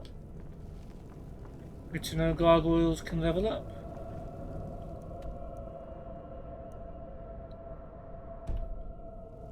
Unlock door expert, we'll go that way.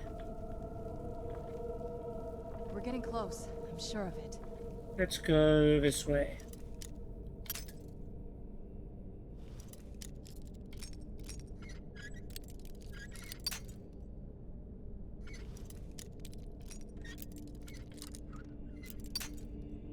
Come on.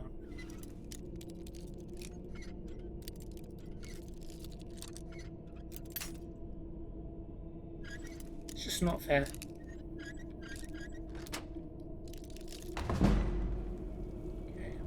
Up to 53.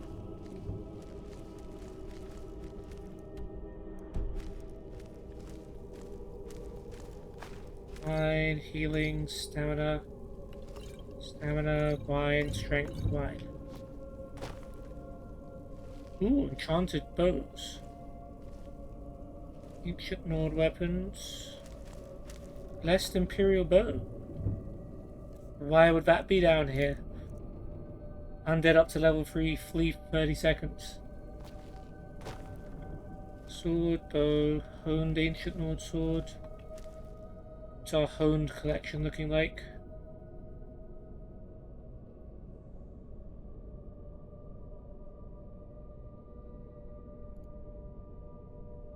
Yeah, we've got most of it.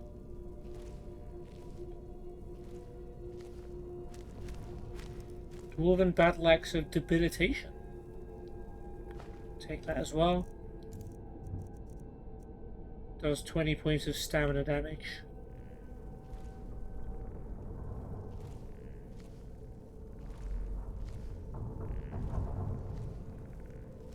Damn it, no containers.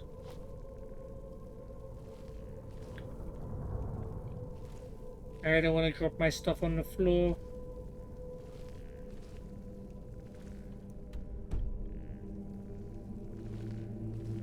Yeah.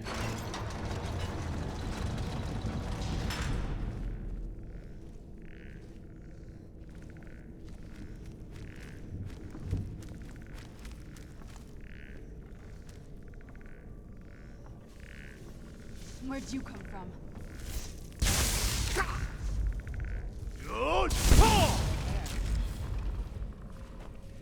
Double kill?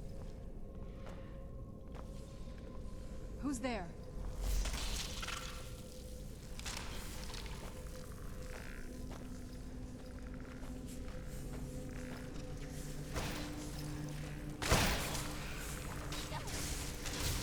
You're not getting the best of me.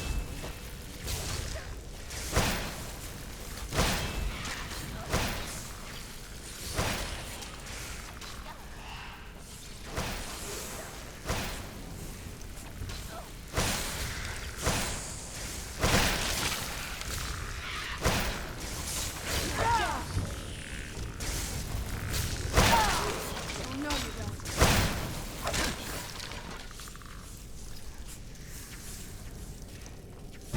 So one more.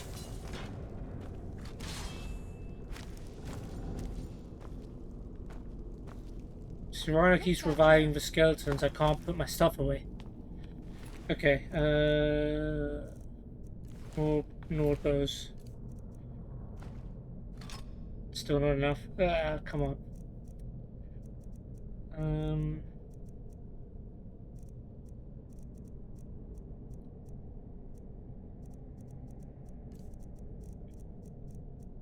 Iron shields are 5.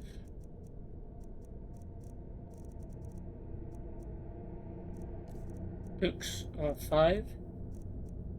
Most of them, I think.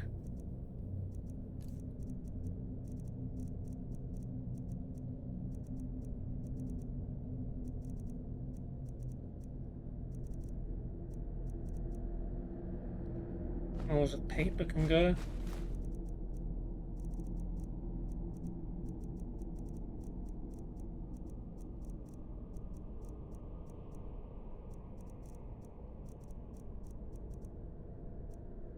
Alright.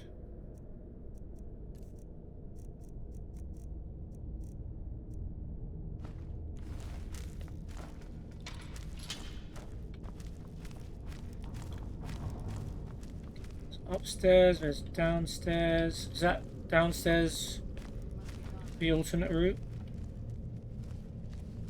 Probably.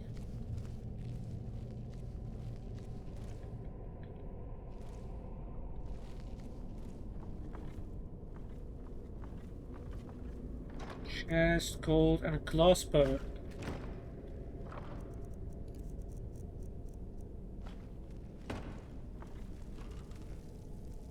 And I'll just take gold.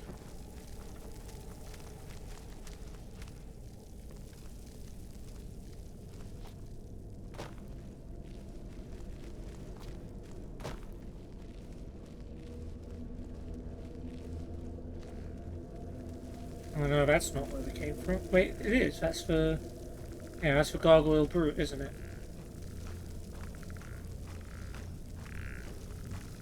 Yeah, what are you gonna do?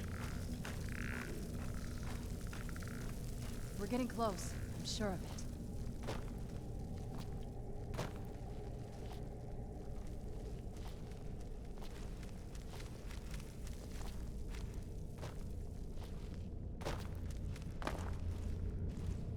I swear I might have missed something.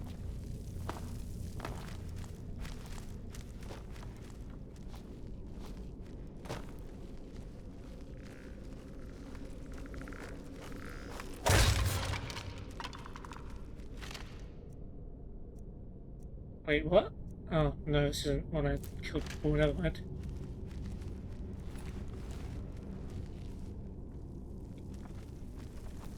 Anything up these stairs? No.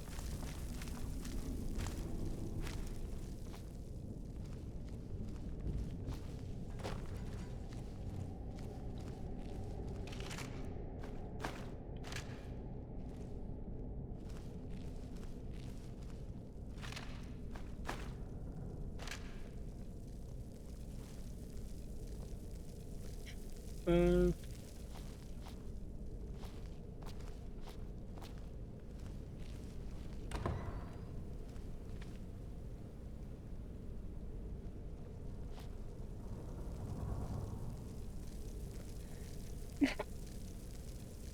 excuse me.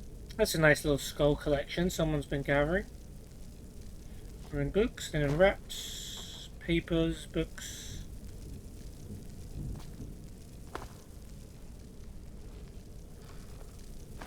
Chest of gold. Bloody rags. Am I still... No, I would have given those to Serana, right?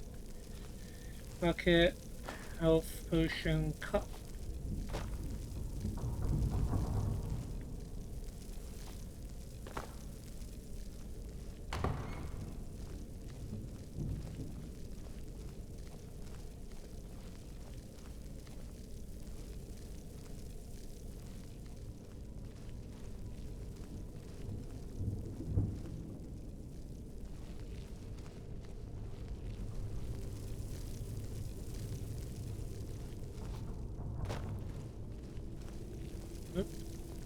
Door. Quick save has been a little while. Oh, there's a ladder up here. That's interesting. And that's probably going to come alive then. These will probably come alive. Probably a good spot to save, I guess. Iron daggers, hammers, farming tool. Take one of those.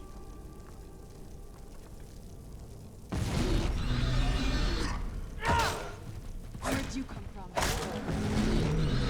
Now, one at a time, huh? Where'd you come from?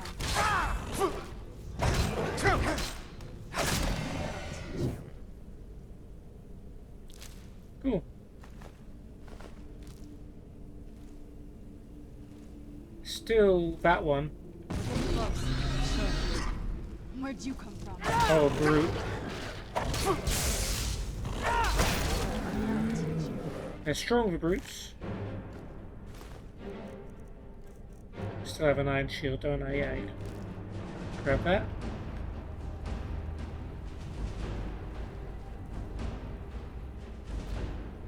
I don't think we've reached the top yet. I bet there's some kind of secret passage around here. Behind that gargoyle, maybe? That's why there's a ladder, probably, going up to it. Be my first instinct. Okay. Yeah, that's an empty wine bottle too.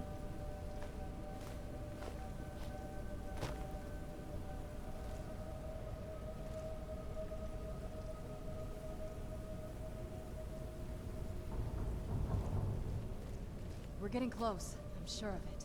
Ooh. Vampire Royal Armor. By the look of this. Light armor, magicka regenerates 125% faster. This is what Serana's wearing, isn't it? I think. Same colours. Dark Seducer. It's not as good as my Dark Seducer armor. But is it worth it for the magicka regen?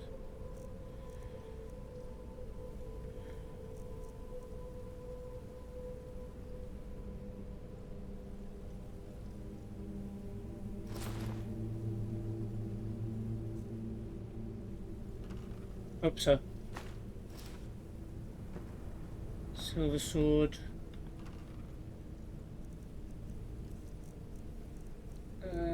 Okay.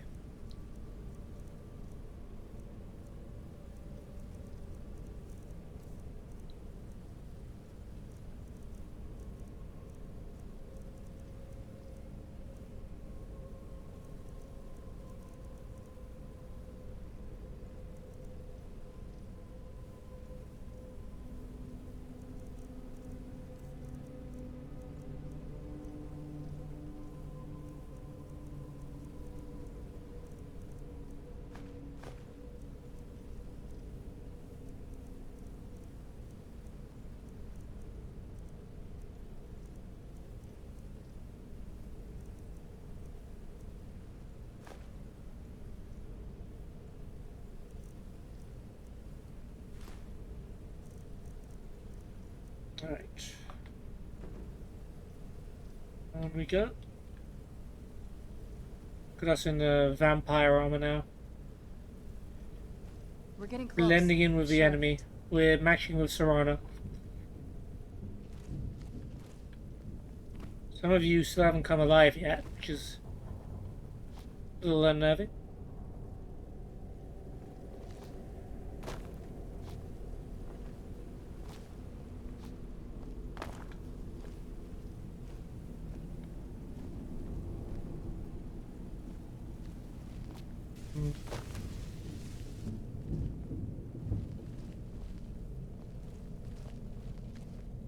I mean, you would have thought it was this one.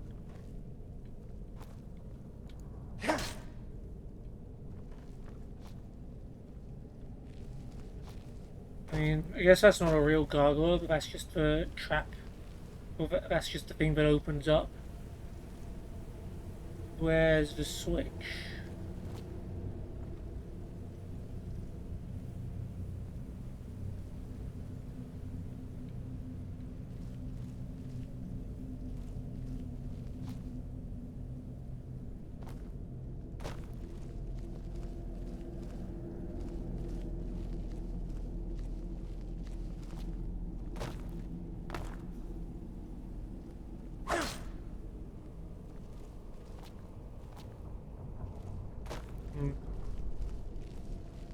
Outside?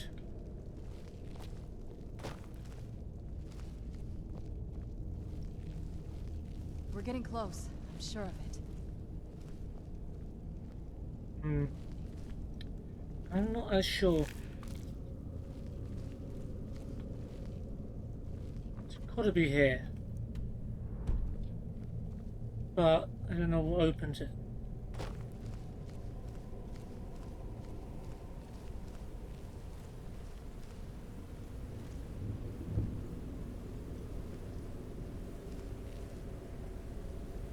Candle? Yeah, secret candlestick. He's smarter than I gave her credit for. Oh, I guess it wasn't up there. So what's this place for then? Why is there a ladder here? Guess red herring, probably. That's a bit of a throwback to Oblivion, the secret candlesticks.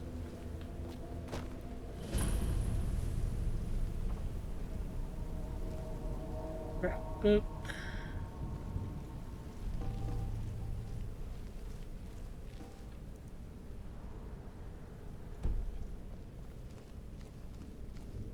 Bucket with a troll skull in it.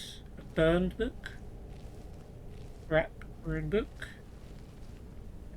Another wrap. Rune. Goblet, we'll take that.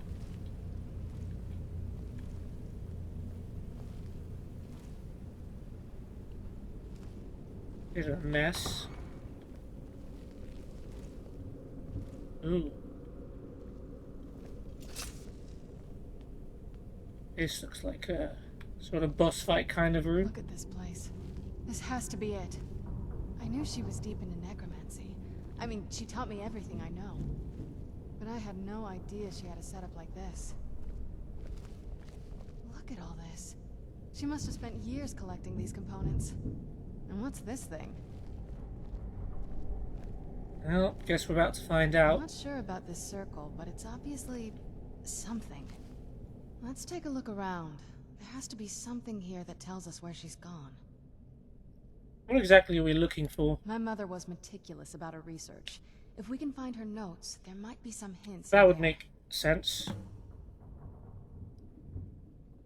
Locate Valerica's journal. Your mother maintained quite a I laboratory. had no idea her laboratory even existed. She had an alchemy set up in her drawing room, but nothing that even comes close to what's here. What did she research? Looking at the equipment and materials, it looks like she was trying to advance. She did say that, to be necromancy. fair. To what I end? don't know. Certainly not longevity. Kind of a waste of time for a vampire. Did your mother keep gargoyles? Well, we know because we had to fight them. Not that I ever saw. My mother had a bit of a thing for magical constructs. Not what you're thinking. She just found them fascinating. What would I have been thinking there? I don't get it. Magical constructs? I remember she used to keep a small journal. See if you can dig it up. Alright, well, you know me, I'm gonna look around regardless. Spud, Skeever Tail, Falmaria. Barrett's Ashes.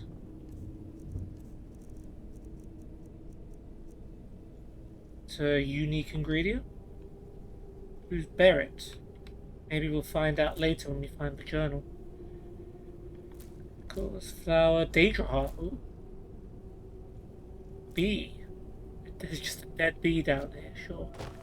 Dererum Derenis.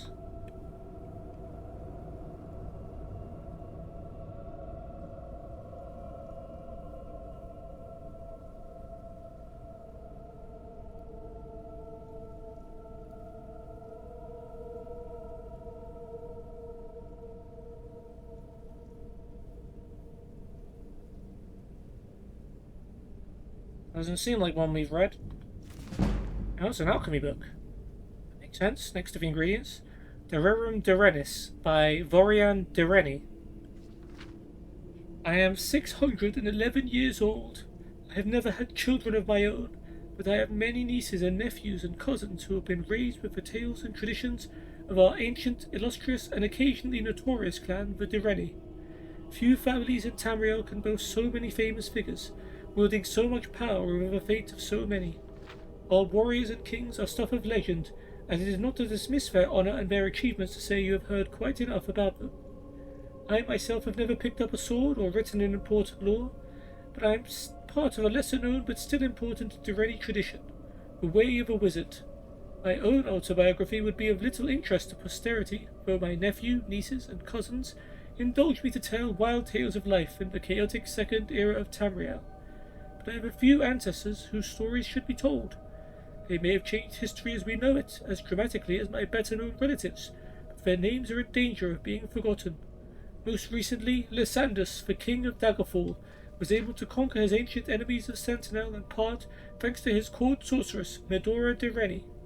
Her grandfather, Jovron Dereni, was imperial battlemage to the court of the Dunmer Empress of Tamriel, Kataraya, assisting her in creating peace in a time of turmoil. His great-great-grandfather, Paladil Dereni, had a similar role with the first potentate, and encouraged the Guild Act without which we would not have all the professional organizations we have today. His ancestor many times back was the witch Raven Dereni, who with her better-known cousins Aiden and Riain brought an end to the tyranny of the latter Alessian Empire. Before the Sigils of Artaeum, it is said she created the art of enchantment, learning how to bind a soul into a gem, and use that to ensorcel all manners of weaponry. But it is the story of an ancestor even more ancient, more distant than Raven, I wish to tell. Asliel Dereni harkens back to the humble beginnings of our clan, in the tiny farming village of Tirigal on the banks of the river Caumus, which was then called Vadiran, hence the family name. Like all on Somerset Isle in those days, he was a simple planter of the fields, but while others only grew enough to sustain their immediate kin, even distant cousins of the Derenis worked together. They would decide as a group which fields were best for wheat, orchard, vine, livestock, or apiary, and thereby always have the best yields of any farm which worked alone, doing the best as it could with what it had. Asliel had a particularly poor farm for most kind of agriculture, but small herbs found its stony, loamless, acidic soil very comfortable. Out of necessity more than anything else, he became an expert in all manners of herbs. For the most part, of course, they were used in flavouring cooking, but as you know, hardly any plant grows on the surface of our world without a magical potential. Even so long ago, witches already were in existence. It would be ridiculous for me to suggest that Asliel Dereni invented alchemy. What he did, what we can all be grateful for, is that he formulated it into an art and science. There were no witches' covens in Tirigal, and of course there would be no mages' guild yet for thousands of years. So people would come to him for cures. He learned for himself the exact formula for combining black lichen and rootrush to create a cure for all manners of poison, and the amount of willow anther to crush and mix with chokeweed to cure diseases. There were few much greater threats in Tirigal in those peaceful days than disease or accidental poisonings. Yes, there were some dark forces in the wilderness, trolls, chimera, the occasional malevolent fairy folk, and will-o'-the-wisp, but even the youngest, most foolish Alpna knew how to avoid them. There were, however, a few unusual threats which Asliel had a hand in defeating. One of the tales told of him that I believe to be true is how he was brought a young niece who had been suffering from an unknown disease. Despite his ministrations, she grew weaker and weaker every morning. Finally he gave her a bitter-tasting drink, and the next morning ashes were found all around her bed. A vampire had been feeding on the poor girl, but that Asliel's potion had turned her very blood into poison, without harming her in the least. If only this formula had not been lost in the mists of history, this would have been enough to make him a minor but significant figure in the annals of early Somerset. But at that point in history, a barbarian tribe called the Lokvar had found their way down the Durin River and recognized Tyrrell as a rich target for raids. The Durrani, not being warriors yet, but simple farmers, were helpless and could only flee and watch the Lokvar take the best of their crops, raid after raid. Asliel, however, had been experimenting with the vampire dust. I guess that's why it's here. And brought his cousins to him with a plan. The next time the Lokvar was sighted on the Durin, the word went out and all the most able-bodied came to Asliel's laboratory. When the barbarians arrived in Tyrrell, they found the farms deserted and assumed that all had fled as usual. As they set about stealing the bounty, they suddenly found themselves under attack by invisible forces. Believing the Durrani farms to be haunted, they ran away very quickly. Let me guess, invisibility potion? They attempted a few more raids, but their greed would always eventually overpower their fear, and each time they were set upon by attackers who they could not see. As barbaric as they were not stupid, and they changed their mind about the source of their defeat. It could not be that the farms were haunted because the crops were still being tended and harvested, and the animals seemed to show no fear. The Lokvar decided to send a scout to the farm to see if he could spy their secrets. The scout sent word back to the Lokvar that the Durrani farms were populated with flesh and blood, entirely visible Altmer. He continued to watch as his barbarian cohorts moved down the river, and he saw the elderly and children flee for the hills, while the able-bodied farmers and their wives went to Asliel's laboratory. He saw them go in. He saw no one come out. Well, you would have seen the door open, though, if it was invisible people, surely. As usual, the Lokvar were repelled by invisible forces, but their scout soon told them what he saw happening in the laboratory. The next night, two of the Lokvar approached Asliel's farm very stealthily, and managed to kidnap him without alerting the rest of the Durrani. The Lokvar chieftain, knowing that the farmers could no longer count on the alchemist to make them invisible, considered an immediate attack on the farms, but he was a vengeful sort, and felt he had been humiliated by these simple farmers. A crafty plan emerged in his mind.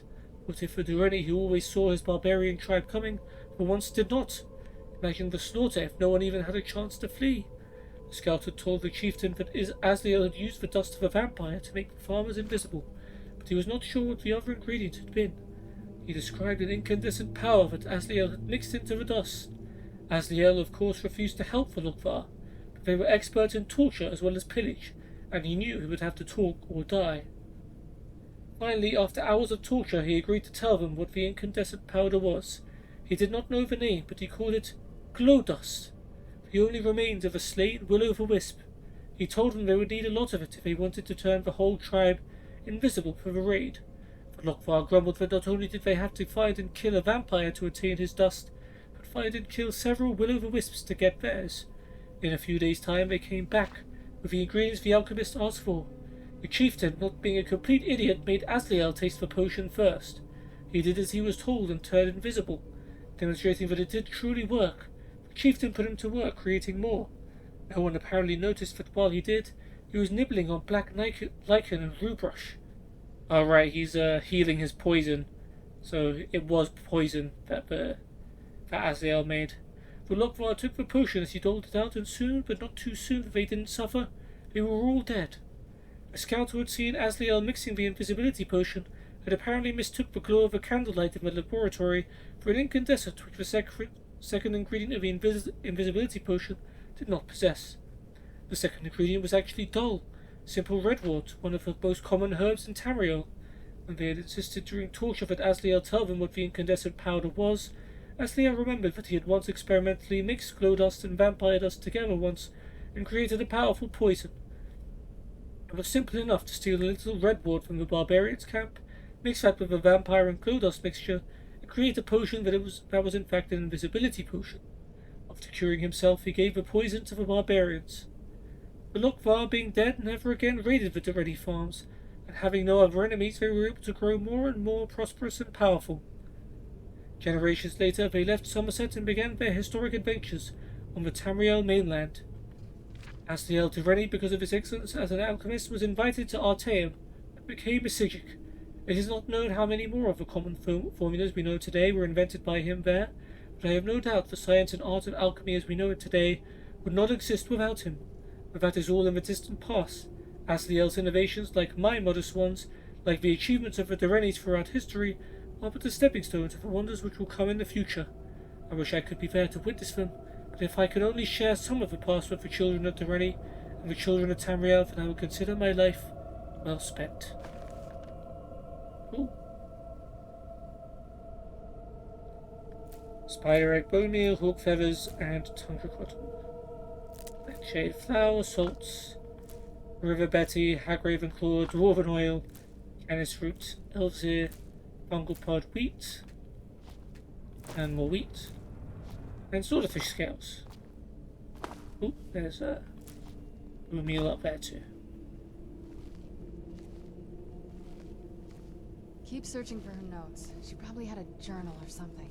Uh-huh. Keep searching for her notes. She probably had a journal or something. I am working on it. Oh, there's an alchemy lab there too. That's good to know.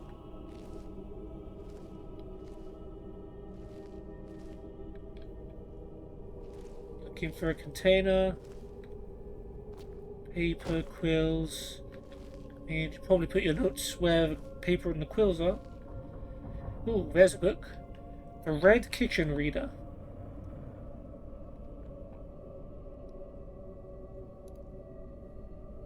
Not one we've read. And it's a sneak book. We're up to 71 sneak. The Red Kitchen Reader by Simocles Quo. Though naturally modest, I must admit to some pleasure in being dubbed by our Emperor's father, the late Pelagius IV, as the finest connoisseur in Tamriel. He was also good enough to appoint me the first, and to this day the only master of cuisine in the imperial court. This is a sneak book, not a cooking book. Other emperors, of course, had master chefs and cooks in their staff, but only during the reign of Pelagius was there someone of rarefied tastes to plan the menus and select the finest produce to be served at court. His son Uriel requested that I continue in that position, but I was forced to graciously decline the invitation because of age and poor health. This book, however, is not intended to be autobiography. I have had a great many adventures in my life as a knight of fine dining, and my intention for this book is much more specific. Many times I have been asked, "What is the best thing you ever ate?" The answer to that is not a simple one. Much of the pleasure of a great meal is not only in the food, it is in the setting, the company, the mood. Eat an indifferently cooked roast or a simple stew with your one true love, and it is a meal to be remembered. Have an excellent 12-course feast with dull company, while feeling slightly ill, and it will be forgotten, or remembered only with distaste. Sometimes meals are memorable for the experiences that come before them. Fairly recently, in northern Skyrim, I had a bit of bad luck. I was with a group of fishermen, observing their technique of capturing a very rare, very delicious fish called merengar. The fish is found only far from shore, so it was a week's voyage out beyond civilization. Well, we found our school of merengar, but as the fishermen began spearing them, the blood in the water attracted a family of dreg, who capsized the boat and everyone on it. I managed to save myself, but the fishermen and all our supplies were lost. Sailing is not to last a skill I have picked up over the years, and it took me 3 weeks with no provisions to find my way back to the Kingdom of Solitude. I had managed to catch enough small fish to eat raw, but I was still delirious from hunger and thirst. The first meal I had on shore of Nordic roast boar, jasbay wine, and yes, fillet of merengar would have been excellent under any circumstances, but because of the threat of starvation I had faced, it was divine beyond words. Sometimes meals are even memorable for the experiences that follow them. In a tavern in Falinesti, I was introduced to a simple peasant dish called kolopi. Delicious little balls of flesh thick with spices and juice. So savoury I asked the proprietress whence they came. Mother Pascros explained that the kolopi were an arboreal rodent that fed exclusively on the most tender branches of the grat oak. I was fortunate enough to be in Valenwood at the time of the annual harvest. I was invited to join with a small colony of Imga monkeys, who alone could gather these succulent little mice, because they lived only on the slenderest branch of the trees, and only on the ends of those same branches. The Imga had to climb beneath them and jump up to pick the kolopi from their perches. Imga are, of course, naturally dexterous, but I was then relatively young and spry, and they let me help them. While I could never jump as high as they could, with practice I found that if I kept my head and upper body rigid, and launched off the ground with a scissors-like kick. Yep. Scissor kicks, cool. I could reach for kolopi on the lowest branches of the tree. I believe I gathered 3 colopi myself, though with considerable effort. To this day I salivate at the thought of colopi, but my mind is on the image of myself and several dozen imgers leaping around beneath the shade of the grant oaks. Then, of course, there are the rare meals memorable for what came before, after, and during the meal, which brings me to the finest thing I ever ate, the meal that began my lifelong obsession with excellent cuisine. As a child growing up in Shadenhall, I did not care for food at all. I recognized the value of nutrition, for I was not a complete dullard, but I cannot say that mealtime brought me any pleasure at all. Partly, of course, this was the fault of my family's cook, who believed that spices were an invention of the Daedra, and that good Imperials should like their food boiled, textureless, and flavourless. That's funny. Though I think she was alone in assigning a religious significance to this, my sampling of traditional Cyrillic cuisine suggests that the philosophy is regrettably common in my homeland.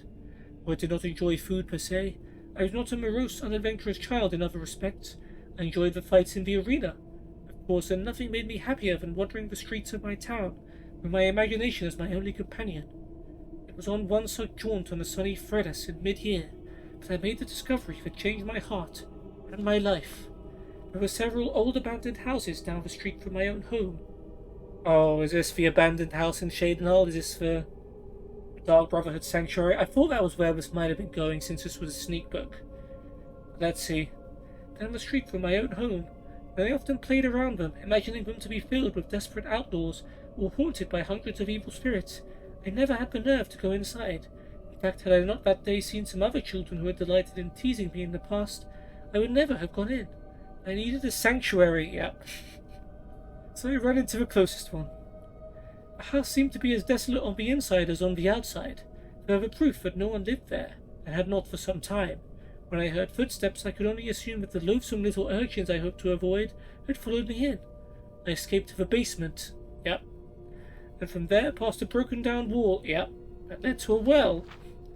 I could still hear the footsteps above, and I decided that I was still loath to confront my tormentors. Looking aside the rusty locks on the well, I slipped down below. The well was dry, but I discovered it was far from empty. There was a sort of a sub-basement to the house. 3 large rooms that were clean, furnished, and evidently not abandoned at all. My senses told me someone was living in the house. After all, not only my sense of sight, but my sense of smell. For one of the rooms was a large red-painted kitchen. Not sure what that's referring to. And spread out on the coals of the oven was a roast, carved into small morsels, passing a beautiful and appropriate bas-relief of the mother carving a roast for her grateful children. I beheld the kitchen and the wonders within. Like I said, food had never interested me before, but I was transfixed, and even now as I read this, words fail me in describing the rich aroma that hung in the air. It was like nothing I had ever smelled in my family's kitchen, and I was unable to stop myself from popping one of the steaming chunks of meat into my mouth. The taste was magical, the flesh tender and sweet. Oh, is that a person? Before I knew it, I had eaten everything on the stove, and I learned at that very second the truth that food can and should be sublime. After gorging myself and having my culinary epiphany, I was conflicted on what to do. Part of me wanted to wait down in that red kitchen until the chef returned, so I could ask him what his secret recipe was for the delicious meat. Part of me recognized that I had stolen into someone's house and eaten their dinner, and it would be wise to leave while I could. That was what I did. Time and again I've tried to return to that strange, wonderful place, but Shadenhall has changed over time. Old houses have been reclaimed and new houses abandoned. I know what to look for on the inside of the house: the well, the beautiful etching of a woman preparing to carve out a roast for her children, the red kitchen itself. Yeah, the etching has got to be the night mother and the kids, right? It's got to be. But I've never been able to find the house again. After a while, as I grew older, I stopped trying. It is better, as it remains in my memory the most perfect meal I ever ate. The inspiration for my life that followed all was cooked up, together with that fabulous meat, right there in the red kitchen. Cool. Okay, some more ruined books and troll skulls.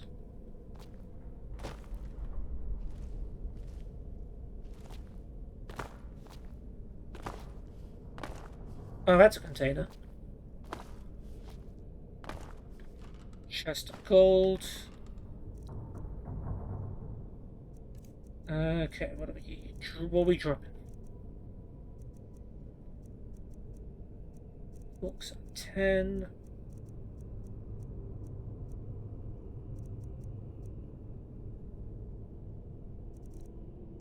Oh yeah, we had goblets or plates, right?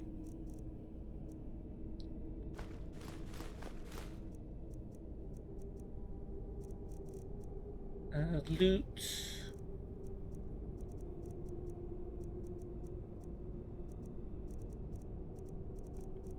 Anything worse than 10? Goblets 8.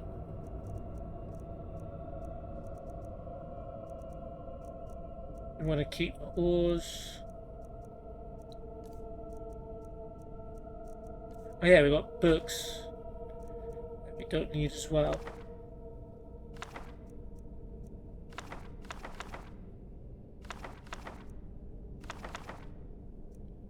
Keep that one. Elven dagger, nice. Soul gem fragments. More gold. Black soul gem, yeah. Necromancer indeed. Soul gem fragments. Soul gem shards? What's soul gem shards?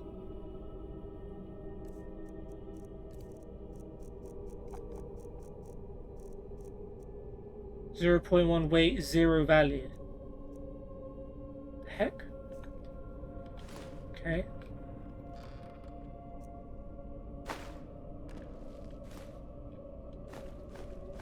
Another black soul gem. Man, if you were in Cyrodiil Mages Guild, you would have been frowned upon. And soul gem up there. More golden clothes. Apparel.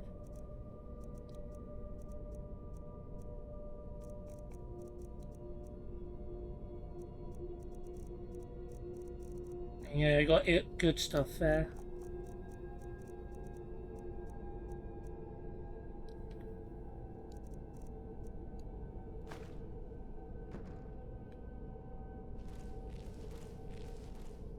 Okay, alchemy lab. Eye salts, warrior. Nernroot, longfin, amanita. Just grab all of those. Even ice wraith teeth.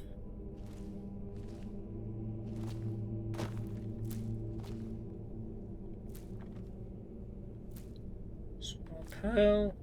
Solution of vigor. Don't know what that is. Pearl. Dragon's turn, longfin. There's an enchanting table as well. Oh, okay. Build portal vessel. Is that what the soul shards are used for? Okay, well I can't do anything with that yet, but I assume that's something I will need to do later.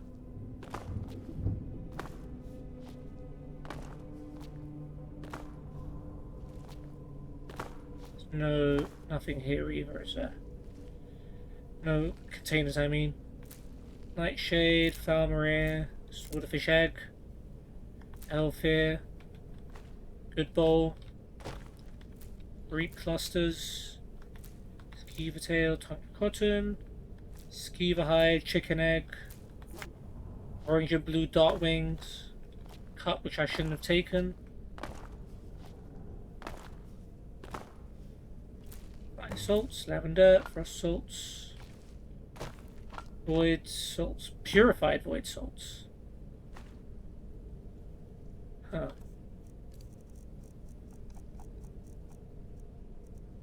It's another misc item. Yeah, there's got to be a reason for these soul gem shards and purified void salts. They've got to be combined to do something. River Betty, salt pile.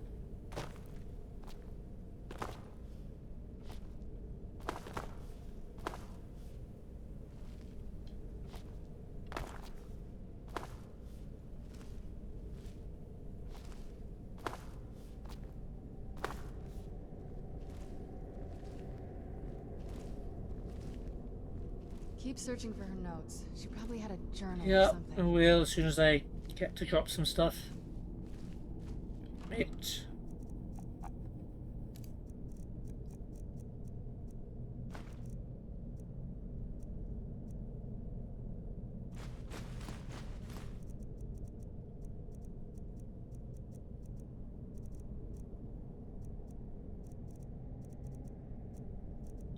I guess 10.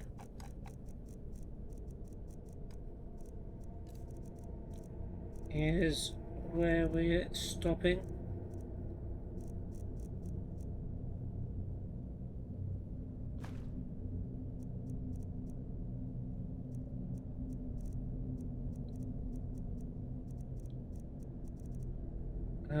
Fork. Do we have a fork?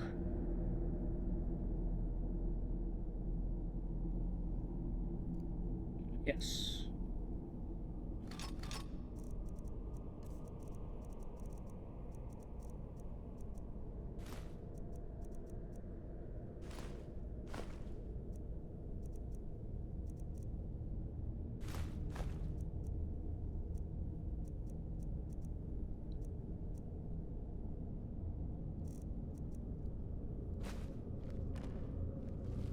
Okay.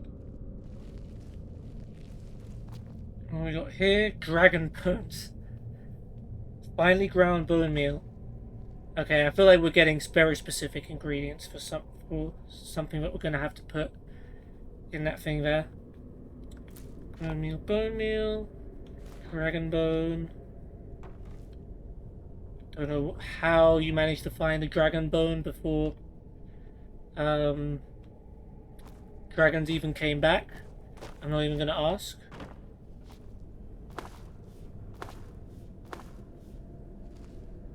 Serana's looking at some books. Keep searching for her notes. She probably had a journal or something. Maybe even in this bookshelf. Keep searching for her notes. She probably had a journal or something. Damn it, Serana, okay. Keep searching. I want to look here, thank you. Okay, 2920, Sun's Dusk, Volume 11. We have read this, but we will take it. Volume 11 again. Bayfolken 1.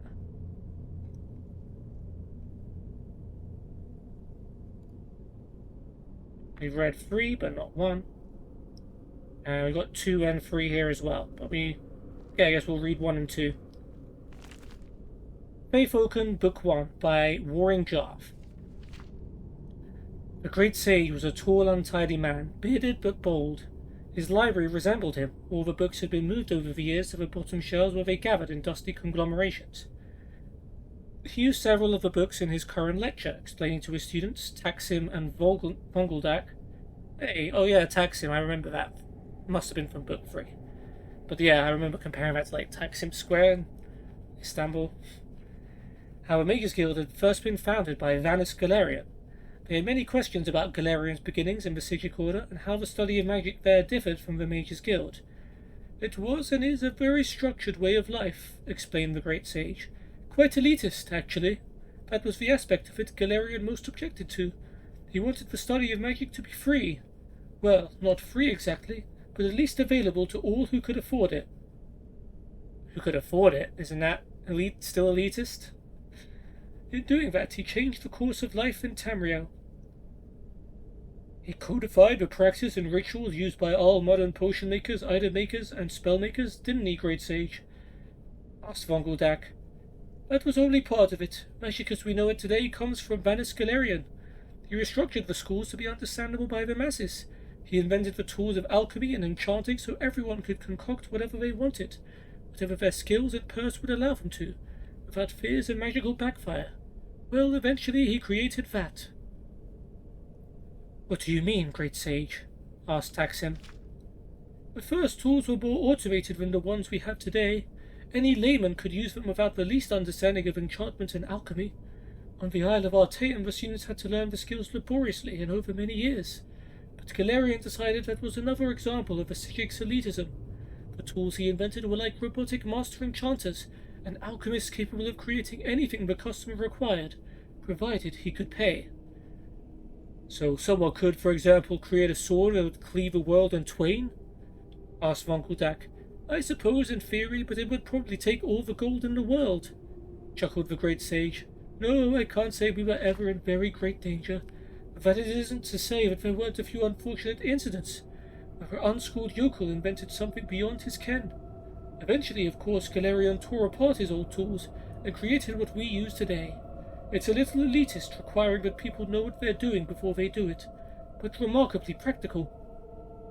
What did people invent? Asked Taksim. Are there any stories? You're trying to distract me so I don't test you, said the great sage. But I suppose I can tell you one story, just to illustrate a point. This particular tale takes place in the city of Alinor, on the west coast of Somerset Isle, and concerns a scribe named Falbad. This was in the Second Era, not long after Vanis Galerion had first founded the Mages Guild, and chapter houses had sprung up all over Somerset, though not yet spread to the mainland of Tamriel. For 5 years the scribe Falbad had conducted all his correspondence to the outside world by way of his messenger boy, Gorgos. For the first year of his adoption of the hermit life, his few remaining friends and family of his dead wife, truth be told, had tried visiting, but even the most indefatigable kin gives up eventually when given no encouragement. No one had a good reason to keep in touch with Falbad Holzik. In time, very few even tried. His sister-in-law sent him the occasional letter with news of people he could barely remember, but even that communication was rare. Most of the messages to and from his house dealt with his business, writing the weekly proclamation from the Temple of Oriel. These were bulletins nailed on the temple door, community news, sermons, that sort of thing. The first message Gorgos brought him that day was from his healer, reminding him of his appointment on Turdas. Falbad took a while to write his response, glum and affirmative. He had the Crimson Plague, which he was being treated for at considerable expense. You have to remember these were the days before the School of Restoration had become quite so specialized. It was a dreadful disease and had taken away his voice box. That was why he only communicated by script. The next message was from Alpheus, the secretary at the church, as curt and noxious as ever. Falbad attached his Sundays' sermon, next week's events calendar, and the obituaries. Tried to liven them up a little. I wasn't happy with your last attempt. Falbad is the... This is the magic quill that wrote, like, stories, right? And I think even created them? Something like that? Yeah, Faith opens like the magic quill. I'm remembering this now. Falbad had taken the job putting together the bulletin before Alpheus joined the temple, so his only mental image of her was purely theoretical and had evolved over time. At first he thought of Alpheus as an ugly fat slowdus covered with warts. More recently she had mutated into a rail-thin spinster orcus. Of course it was possible his clairvoyance was accurate and she had just lost weight. Whatever Alpheus looked like, her attitude towards Falbad was clear. Unwavering disdain. She hated his sense of humour, always found the most minor of misspellings, and considered his structure and calligraphy the worst kind of amateur work. Clearly working for a temple was the next most secure job to working for the good king of Alinor.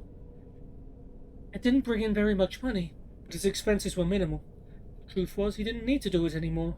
He had quite a fortune stashed away, but he didn't have anything else to occupy his days, and the truth was further that having little else to occupy his time and thoughts, the bulletin was very important to him. Gorgos, having delivered all the messages, began to clean, and as he did so, he told Falbad all the news in town. The boy always did so, and Falbad seldom paid him any attention. This time he had an interesting report. The Mages Guild had come to Alinor. As Falbad listened intently, Gorgos told him all about the guild, the remarkable Archmagister, and the incredible tools of alchemy and enchanting. Finally, when the lad had finished, Falbad scribbled a quick note and handed it and a quill to Gorgos. The note read, "Have him enchant this quill." "It would be expensive," said Gorgos. Falbad gave Gorgos a sizable chunk of the thousands of gold pieces he had saved over the years, and sent him out the door. Now Falbad decided he would finally have the ability to impress Alpheus and bring glory to the Temple of Oriel.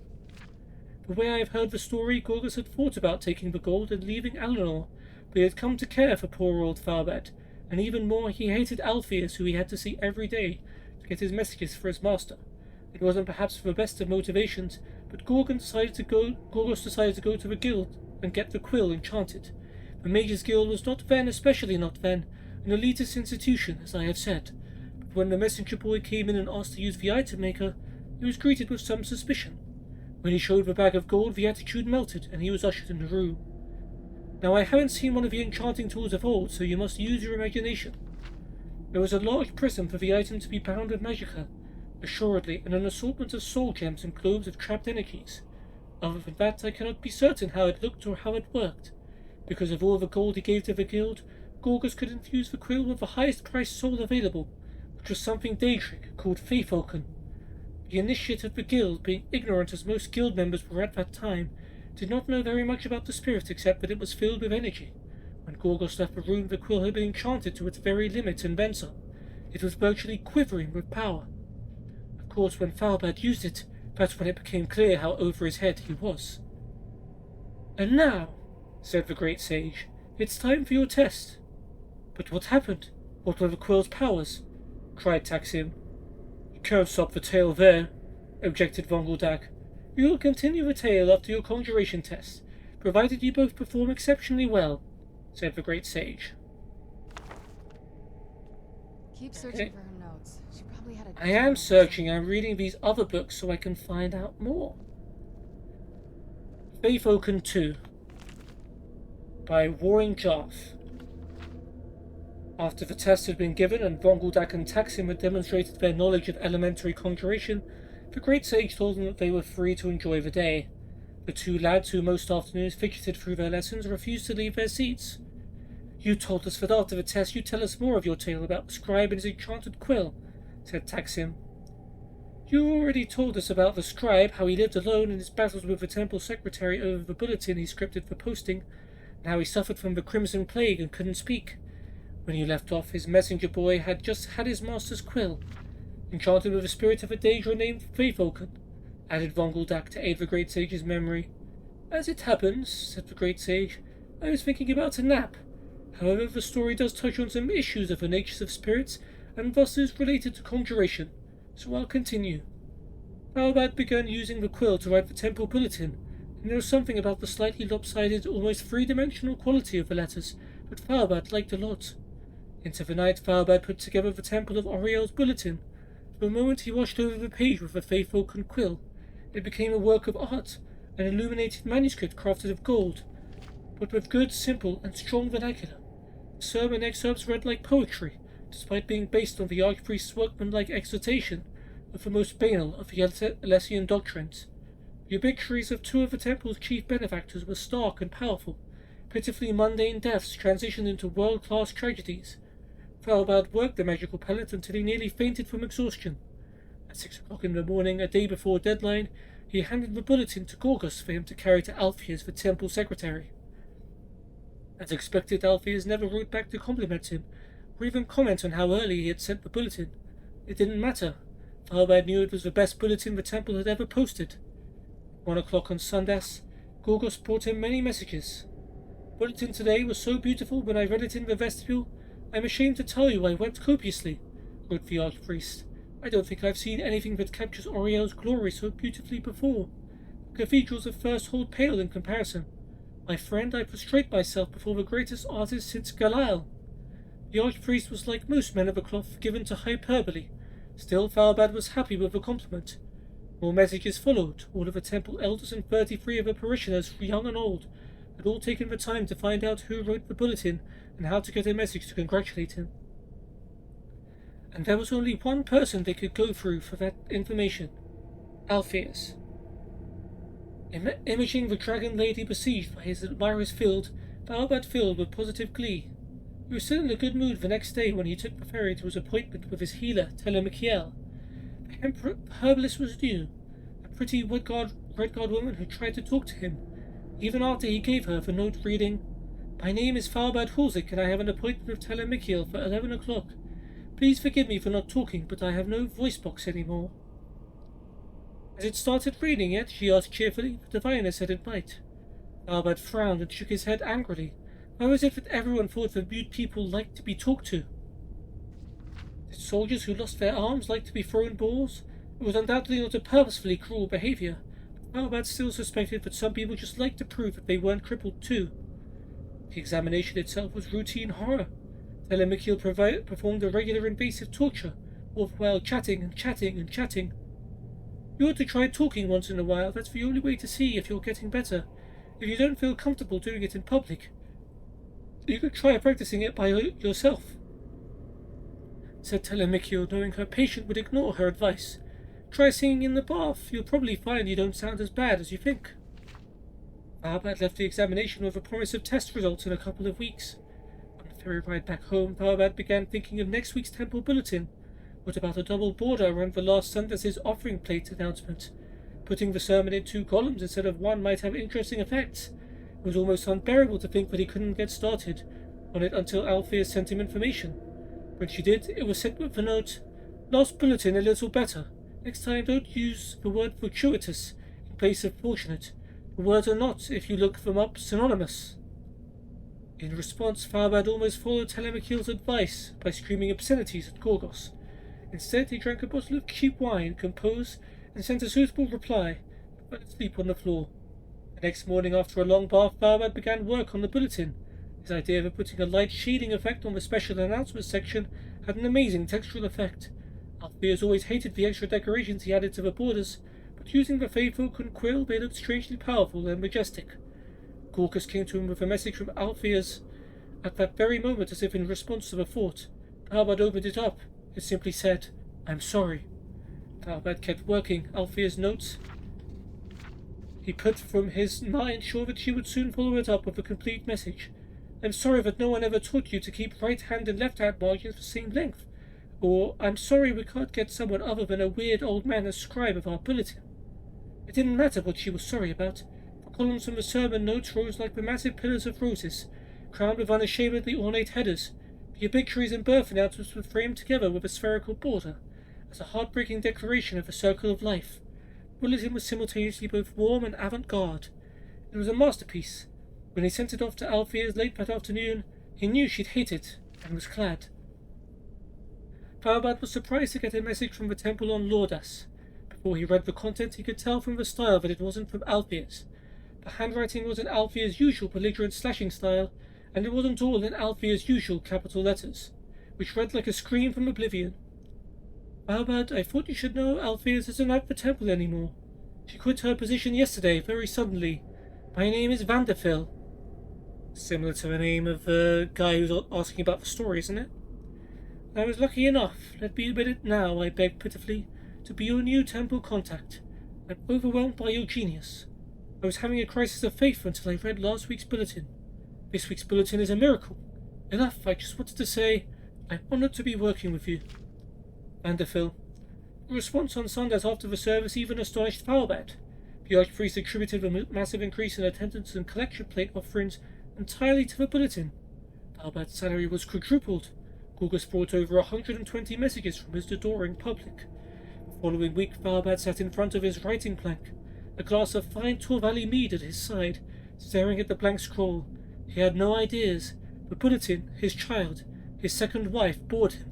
The third-rate sermons of the Archbishop were absolute anathema, and the deaths and births of their temple patrons struck him as entirely pointless. Blah blah, he thought as he scribbled on the page. He knew he wrote the letters B-L-A-H, B-L-A-H. The words that appeared on the scroll were, "A necklace of pearl on a white neck." He scrawled a jagged line across the page. It appeared in through that damned beautiful Feyfolk quill. Glory to Auriel. Farbad slammed the quill and poetry spilled forth in a stream of ink. He scratched over the page, blotting over everything, and the vanquished words sprung back up in different form, even more exquisite than before. Every daub and splatter caused the document to whirl like a kaleidoscope, before falling together in gorgeous asymmetry. There was nothing he could do to ruin the bulletin. Feyfolk had taken over. He was a reader, not an author. "Now," asked the great sage, "what was Feyfolk from your knowledge of the school of conjuration?" "What happened next?" cried Vongeldak. "First tell me what Feyfolk was, and then I'll continue the story." "You said it was a Daedra," said Taksin, "and it seems to have something to do with artistic expression. Was Feyfolk a servitor of Azura?" "But the scribe may have been imagining all this," said Vongeldak. Perhaps Faithfulker is a servitor of Shea Gorath, and he's gone mad. Or the Quill's writing makes everyone who views it, like all the congregation at the Temple of Oriel, go mad. Hermaeus Mora is the Daedra of knowledge, and Hesine is the Daedra of the wild, and the Daedra of revenge is Boethia, pondered Taksim, and then he smiled. Faithfulker is a servitor of Clavicus Vile, isn't it? Very good, said the great sage. How did you know? It's his style, said Taksim. Assuming that he doesn't want the power of a quill now that he has it, what happens next? I'll tell you, said the great sage. Continued the tale. We've already read Faithfulker 3. We'll pick it up anyways. Rising Threat Volume 1. We've read. Wisp Mother, we've read. Cleriking of the Abyssian, we've read. Oh, there's Valerica's journal. You really couldn't see it. Serana, it was right there.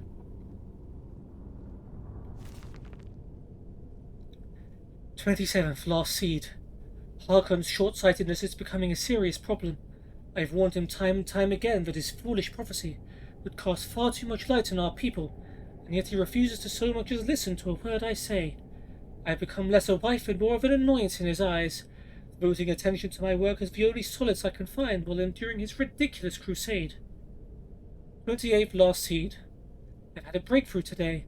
I was able to attune the portal vessel to the soul cairn properly by using a small sample of ingredients. Although the portal opened only for a few seconds, I'm confident that with the proper formula it can be sustained indefinitely. I feel like I'm missing a key ingredient, something of sufficient potency that can resist the forces trying to prevent my intrusion. Communing with the ideal masters has proved worthless. They speak in riddles and offer no assistance whether I ensure them a steady supply of souls or not. If I am to escape Harkon's clutches, I need to keep the portal open long enough to carry me away from here, forever if need be. So, purely guessing here, if she's not here and was hiding out here, she probably was able to open a portal and go through it to this soul cairn. Anyway, third Half-Fire. I've done it. After wasting thousands of gold coins and components, I've discovered how to sustain the portal. I'm listing the components below without the proper amounts for my own protection. As a secondary precaution, I am combining my own blood into the formula which should prevent anyone from being able to duplicate it and follow me into the soul cairn. Combining my own blood into the formula. Okay. Because Serana's her daughter, I'm guessing she can use her own blood to open another portal. The formula consists of finely ground bone meal, purified void salt, soul gem shards. Yep, we already found all of those things. Using the proper measurements, place the above in a silver-lined portal vessel and add blood as a reactive agent. I'll make my way into the soul cairn tomorrow after I gather my things and prepare for a potentially lengthy exile. More importantly, I must enact my plans with Serana and get her to Dim Hollow Crypt as soon as possible. Which you obviously did. Okay, we'll speak to Serana if she doesn't automatically talk to us first. The Lusty Argonian Maid, Volume 2. Did we read that? I know we read Volume 1.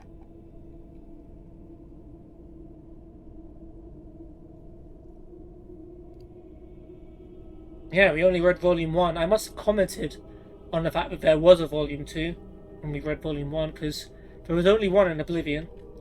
But yeah, let's read Volume 2.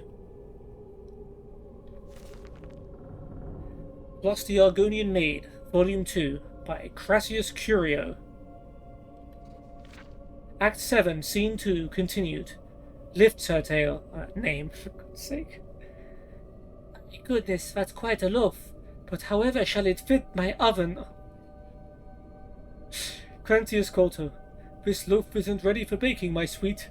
It is yet to rise. Oh dear. Lifts her tail. If only we could hurry that along. How would I accomplish such a task? Crantius Colto. Oh, my foolish little Argonian maid. You must use your hands. Lifts her tail. You wish me to knead the loaf? Here? Crantius Colto. Of course. Lifts her tail. But what if a mistress catches me? Your love was meant to satisfy her appetite. Quentin's Coulter. Don't fret, my delicate flower. I'll satisfy the mistress's cravings later. Lift her tail. Very well, but I'm afraid my oven isn't hot enough. It could take hours. Quentin's Coulter. Plenty of time, my sweet. Plenty of time. End of Act 7, Scene 2. Yep, cool. Thanks for that. Moving on. Watcher of Stones, we have read this. Windhelm Letters, I believe we have read this. Yes. Pirate King of Abyssian, we've read that. Ruins of Kemmelze. I recognise that from Oblivion. I think we've read that here too. Yep. Herbane's Bestiary Ice Wraiths. I know we've read a couple of them. I think we've read Ice Wraiths. Yeah, Automatons, Hag Ravens, and Ice Wraiths. Opusculus Lame Bal. For some reason that sounds familiar. Yep. 14 weight, 14 value though, we'll take it. Forge, Hammer, and Anvil. I think we've read that.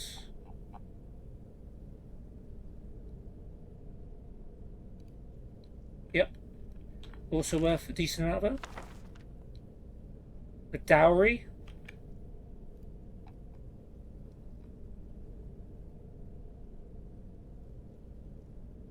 No, we have not read The Dowry. Okay.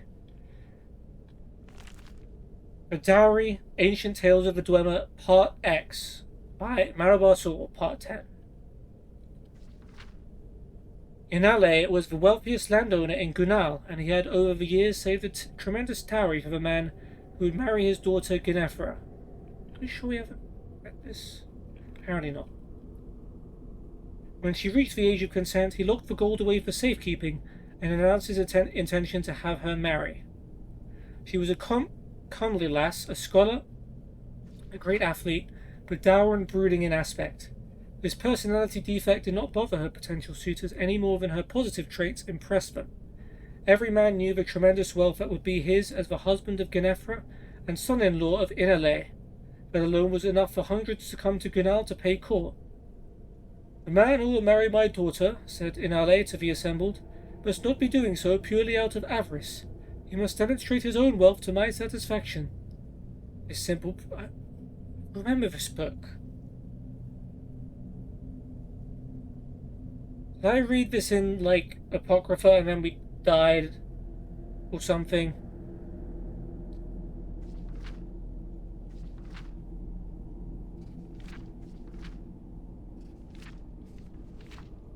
I'm just skim reading this.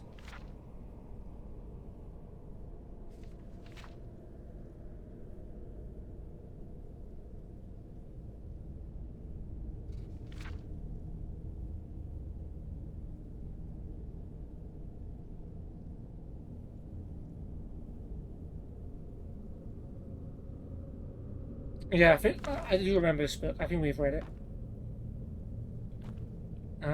The True Nature of Orcs.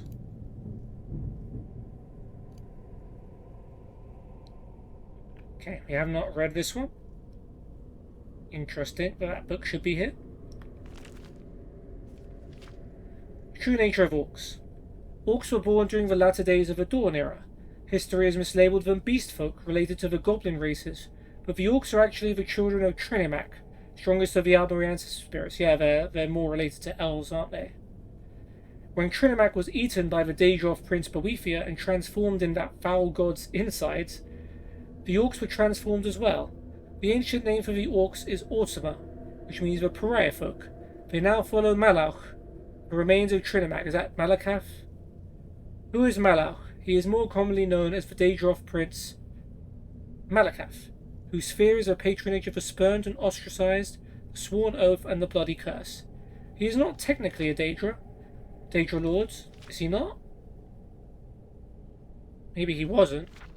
nor do the other Daedra recognize him as such, but this is fitting for his fear. Of old he was Trinimac, the champion of the High Elven Pantheon, in some places more popular than Auriel, who protected them against enemies without and within. When Trinimac and his followers attempted to halt the Velothi Desert movement, Boethia ate him. Trinimac's body and spirit were corrupted, and he emerged as Malakath. His followers were likewise changed for the worse. Despised by everyone, especially the inviolate Auriel, they quickly fled to the northern wastes, near Sarthal. They fought Nords and Chima for a place in the world, but did not get much. In Skyrim, Malakath is called Orke, or Old Knocker, and his battles with Izmir are legendary. Oh, that's it. For some reason I also found that a little bit familiar. Maybe that's an Oblivion book as well.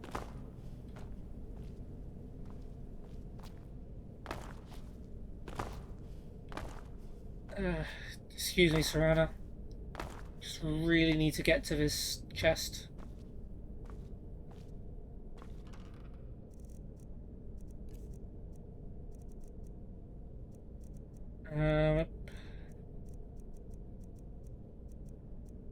Yeah, let's take the dowry.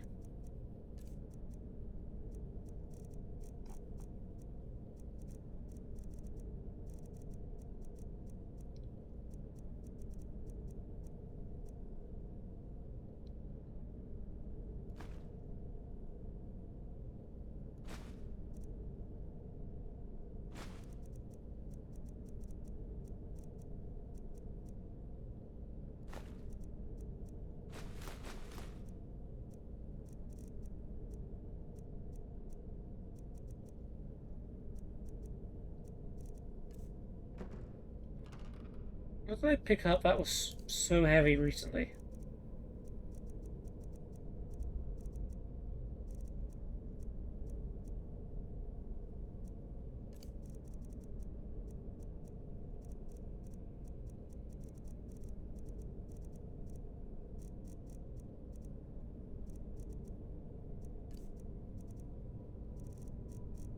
Yeah, we probably have regular wine here, right? We can drop that.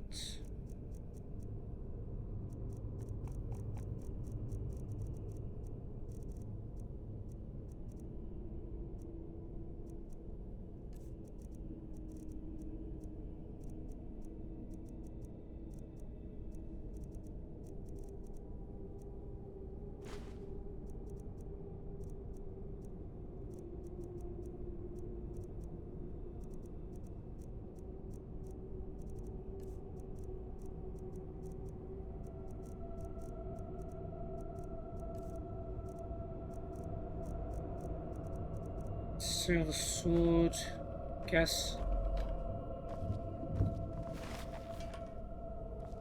Any luck yet? Definitely. Oh yeah, we got a lot of ingredients, didn't we?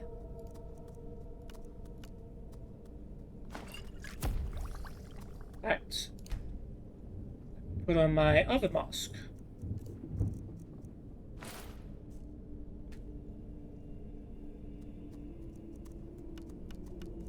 Damn, we got a lot of ingredients.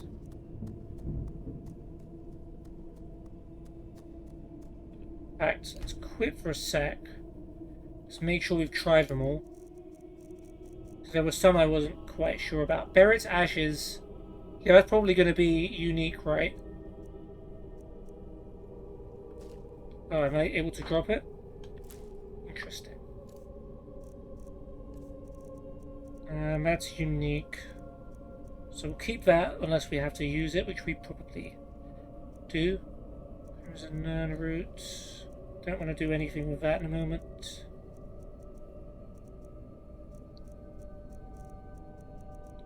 Pearl. You've never eaten a pearl before?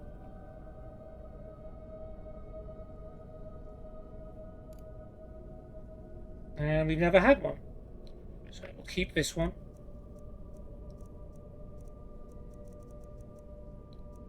Small pearl we've seen. Okay. Back to the lab again.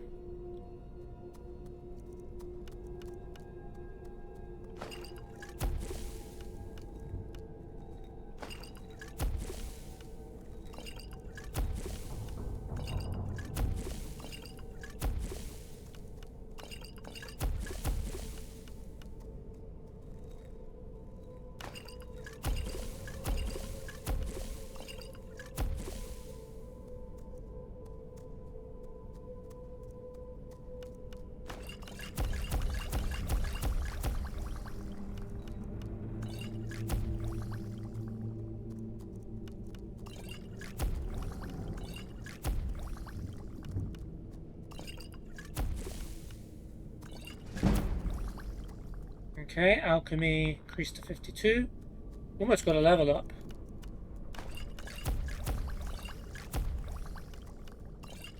Oh. We discovered Fortify Sneak from Purple Mountain Power and Frost Miriam.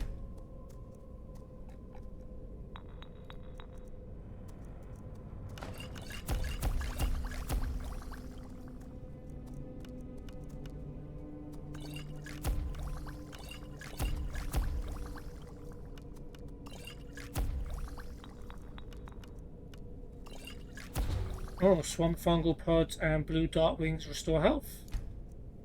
Pretty good.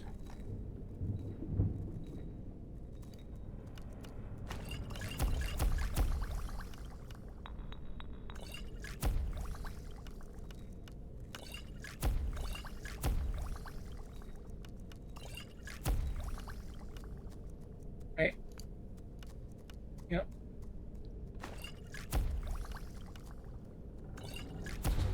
You discovered small pearls resist frost. Okay. Learning a lot.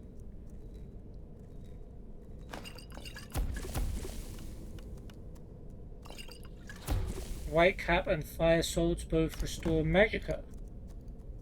To know.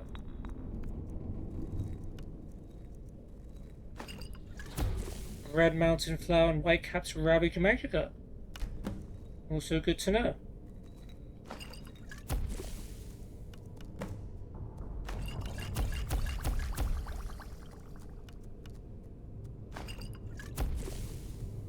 Okay. That was a lot of alchemy. That hopefully reduced our carry weight by a decent amount. Nope, in fact it did the opposite.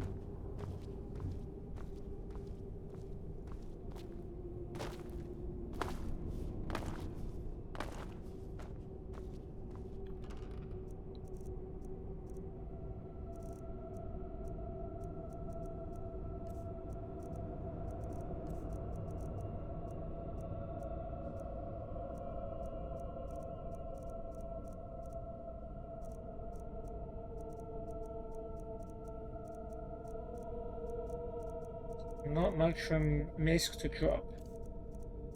I guess the weapons are quite heavy.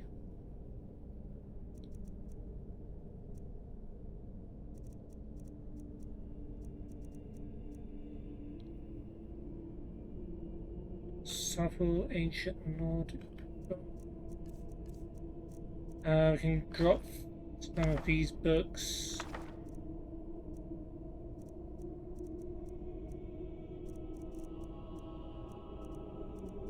We need a rest.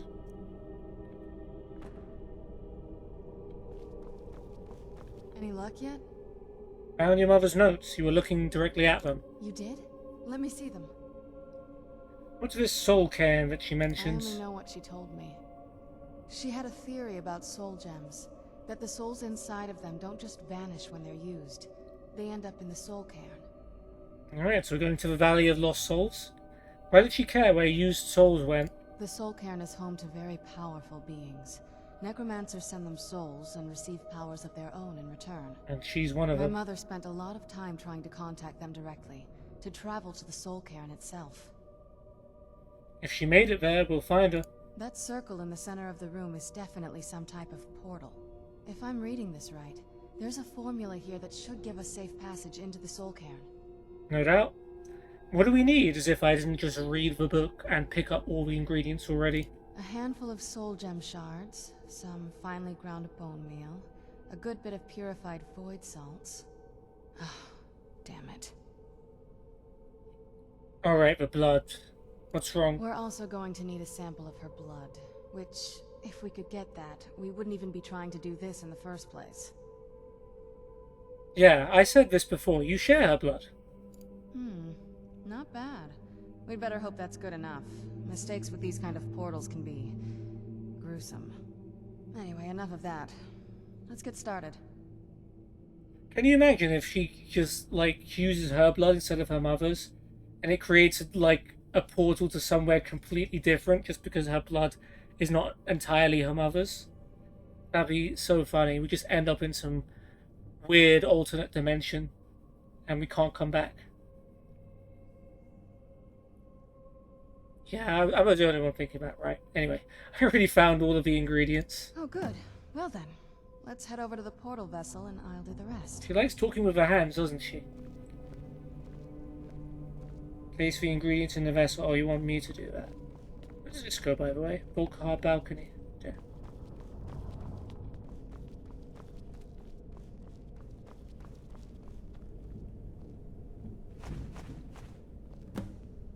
Speak to Serana. Can you bleed in there now, please? Then the rest is up to me. Are you ready to go? I'm not entirely sure what this thing is going to do when I add my blood.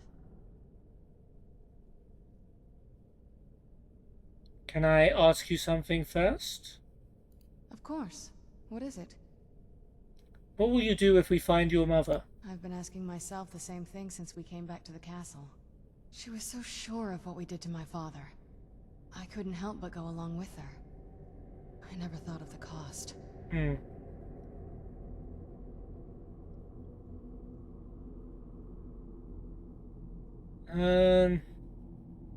Sounds like she did everything for your sake, or pretty selfish, or I don't know.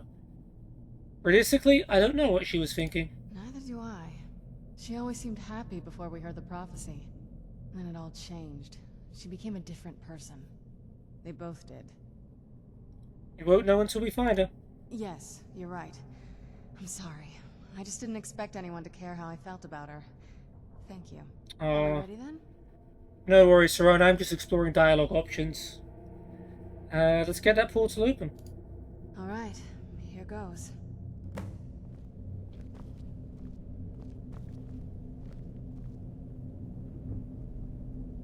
Okay, quick dab.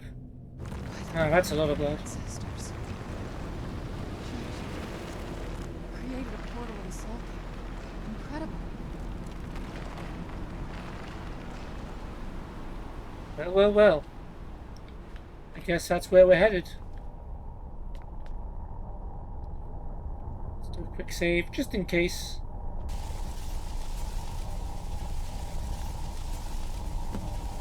Oh, what? Speak to Serana. Are you alright? That was painful. What happened? It was. What happened? Yeah. Now that I think about it, I should have expected that. Sorry. It's hard to describe. The Soul Cairn is... well, hungry, for lack of a better word. It's trying to take your life hell essence no. as payment. So there's no way in there. There might be, but I don't think you're going to like it. Vampires aren't counted among the living. I could probably go through there without a problem. Are you saying that I need to become a vampire? Not your first choice, I guess? There has to be another way. Maybe. We could just pay the toll another way. It wants a soul, so we give it a soul. Yours. I kind of need my soul, though. Wouldn't that kill me? My mother taught me a trick or two. I could partially soul trap you and offer that gem to the Ideal Masters. It might be enough to satisfy them. It would make you a bit weaker when we travel through the Soul Cairn, but we might be able to fix that once we're inside. Maybe. Those are my only options? I'm sorry. I wish I knew a better way, something that would be easy. Why don't you go on your own while I do This something might else, be- Serana? Whatever path you choose, I won't think any less of you. Sometimes things just have to be done. I know that better than anybody. Okay, so either become a vampire or become partially soul-trapped, and... yeah, so either I become a vampire and I go there no problems, or I become partially soul-trapped and I go there slightly weaker than I normally am. I'll take my chances. I think... it can't make me that much weaker, right? Save again. Have you made up your mind? Oh, we can ask her anything you can tell me about the Soul Cairn. The Soul Cairn is a tiny sliver of Oblivion, the realm of the Daedra. It's ruled by unseen beings known as the Ideal Masters. Why was your mother so fascinated by it? Honestly, I don't know. Necromancers are always interested in souls, though, so that probably has some kind of interest. What exactly are the ideal masters? Nobody really knows. As far as I've heard, no one's seen them and returned to Tamriel to tell about it. And how are you sure they even exist? I've read stories. Stories about fools that manage to communicate with them. You give the Ideal Masters souls, they give you powers to summon the undead. It's all very businesslike. Cool. Fools, why do you say that? Because most of the stories end with the Ideal Masters duping the necromancers, who end up dead or wishing they were dead. I see. Soul trap me. I won't feel right as a vampire. Are you sure? I'm willing to do it, but you need to think it through. You'll remain mortal, but you'll find yourself weakened within the Soul Cairn. I'm ready. I know this is difficult for you. I hope you trust me. I'd never do anything that could hurt you. Aw, I almost believe you. I trust you completely. Thank you. Let's not waste any more time then. I promise to make this as painless as possible. Hold still. Yep, just extract a bit of my soul. Oh, yeah, that didn't hurt me at all. Weakened soul added. I guess that's an active effect. What have you done to me?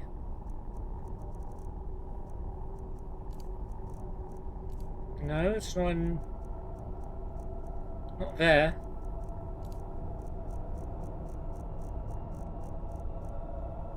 Interesting. Is it in my items? Am I carrying a weakened soul of myself? Is it food? Scrolls? Potions? Am I wearing my soul? Am I using it as a weapon? Is it a book? Is it a key? Oh. Alright, never mind. Okay, in we go.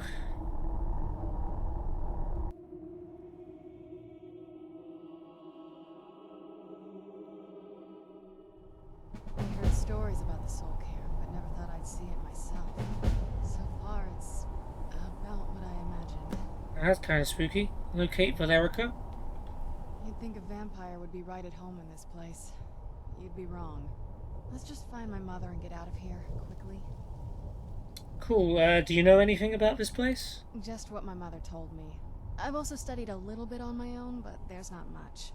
When something is trapped in a soul gem, and then the energy is used for powering an enchantment, the remnants are sent here.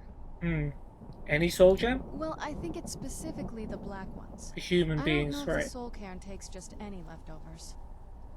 Does anything live here? I mean, I can see something down there that resembles a person. Look at this place. Do you think anything would want to live here? The only things that can Your mother survive did. here are the Ideal Masters, the undead, and the souls themselves. Well, if you want to call that living.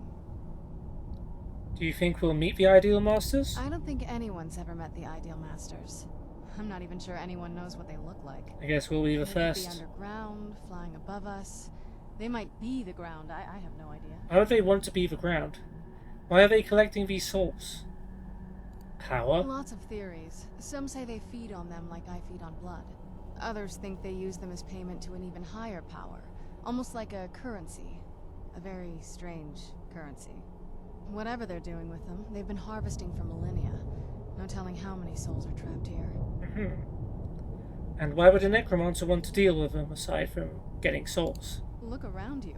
There are some extremely powerful undead here. Even a necromancer as seasoned as my mother would be willing to spend years trying to gain access to them. Summon them, you mean? Exactly. It's a lost art. Most necromancers just raise up whatever bodies are nearby. A simple trick, really. Child's play. You do it. But bringing something from the Soul Cairn gives you something much more powerful. So, conjuration, basically. How do the necromancers communicate with them? Ah, that's usually the trick. It's possible to do it through a simple portal. But to finalize the deal, you have to travel here yourself. And most of them never come back. Interesting. Are you sure Valerica has the Elder Scroll? A bit late to ask that now that we're already here. No, but there's no way she would have left it in Tamriel. She wanted to get it as far away from my father as possible. I can't imagine a better place. And if she doesn't? Then we find out where she hid it. If she's still alive. Well, as alive as she was before. Or is now. Or... you know what I mean. Why not hide it in the soul cairn and then return? Probably to avoid whatever my father would do to her if he could get his hands on her. Or maybe Fair. her plan was to come back, but she was stuck here. We won't know until we find her. Are we stuck here?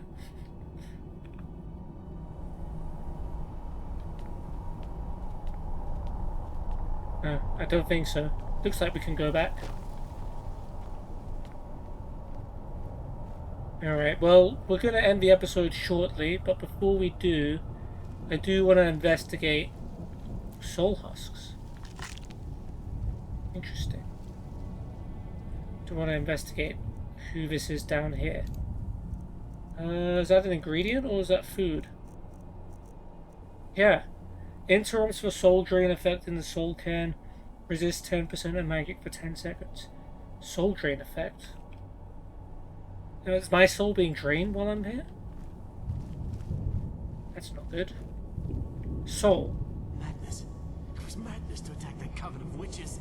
Why didn't they listen to me? Leave me be. There's no escape. What a horrible place.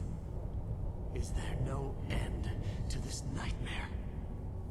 Please, end this misery. Is there no end to this nightmare? I wonder if I can end his misery. Ah! Nope, sorry bud, you're stuck here. So yeah, I guess he attacked a bunch of witches and one of them trapped his soul.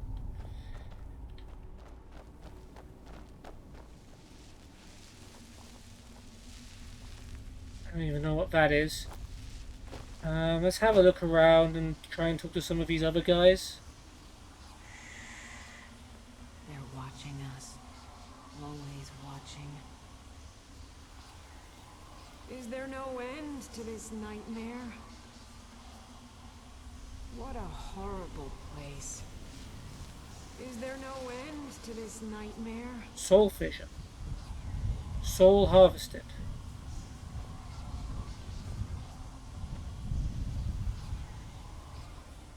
Do those go into my regular soul gems? I'm not really sure what's happening here.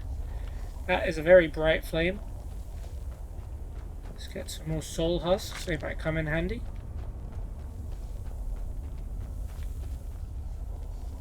Quick save.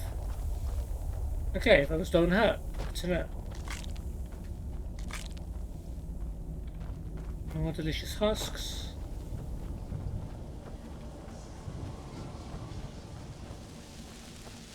What are you? Can I capture you? No, I guess not.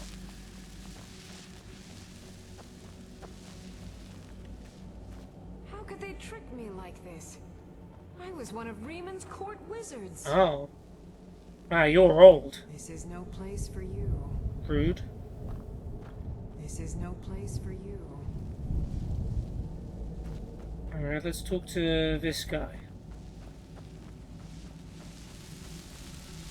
Death is but a door, time is but a window. I'll be back. Is there no end to this nightmare? It would appear not. Is there no end to this nightmare? What's this? Nothing in particular. Interesting place, this soul cairn. But we will have to explore it in more detail in the next episode. So yeah, we have completed the quest Chasing Echoes. We went into Castle Volkar through the secret back door courtyard entrance, killed a bunch of skeletons and gargoyles, and found her mother's garden.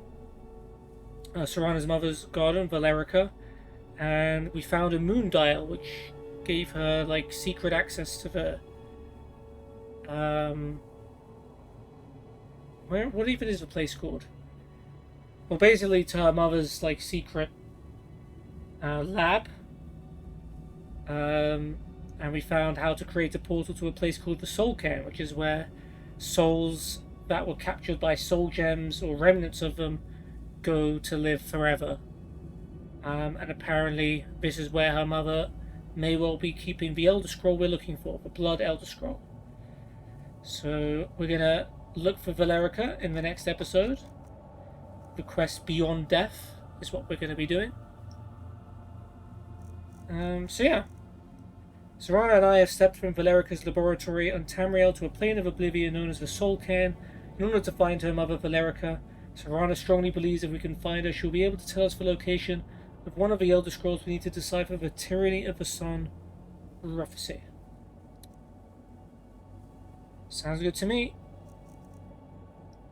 So yeah, I hope you guys have enjoyed this episode. We read a lot of books as well. Exploring the lore as we do. And I will see you on the next one. Take care.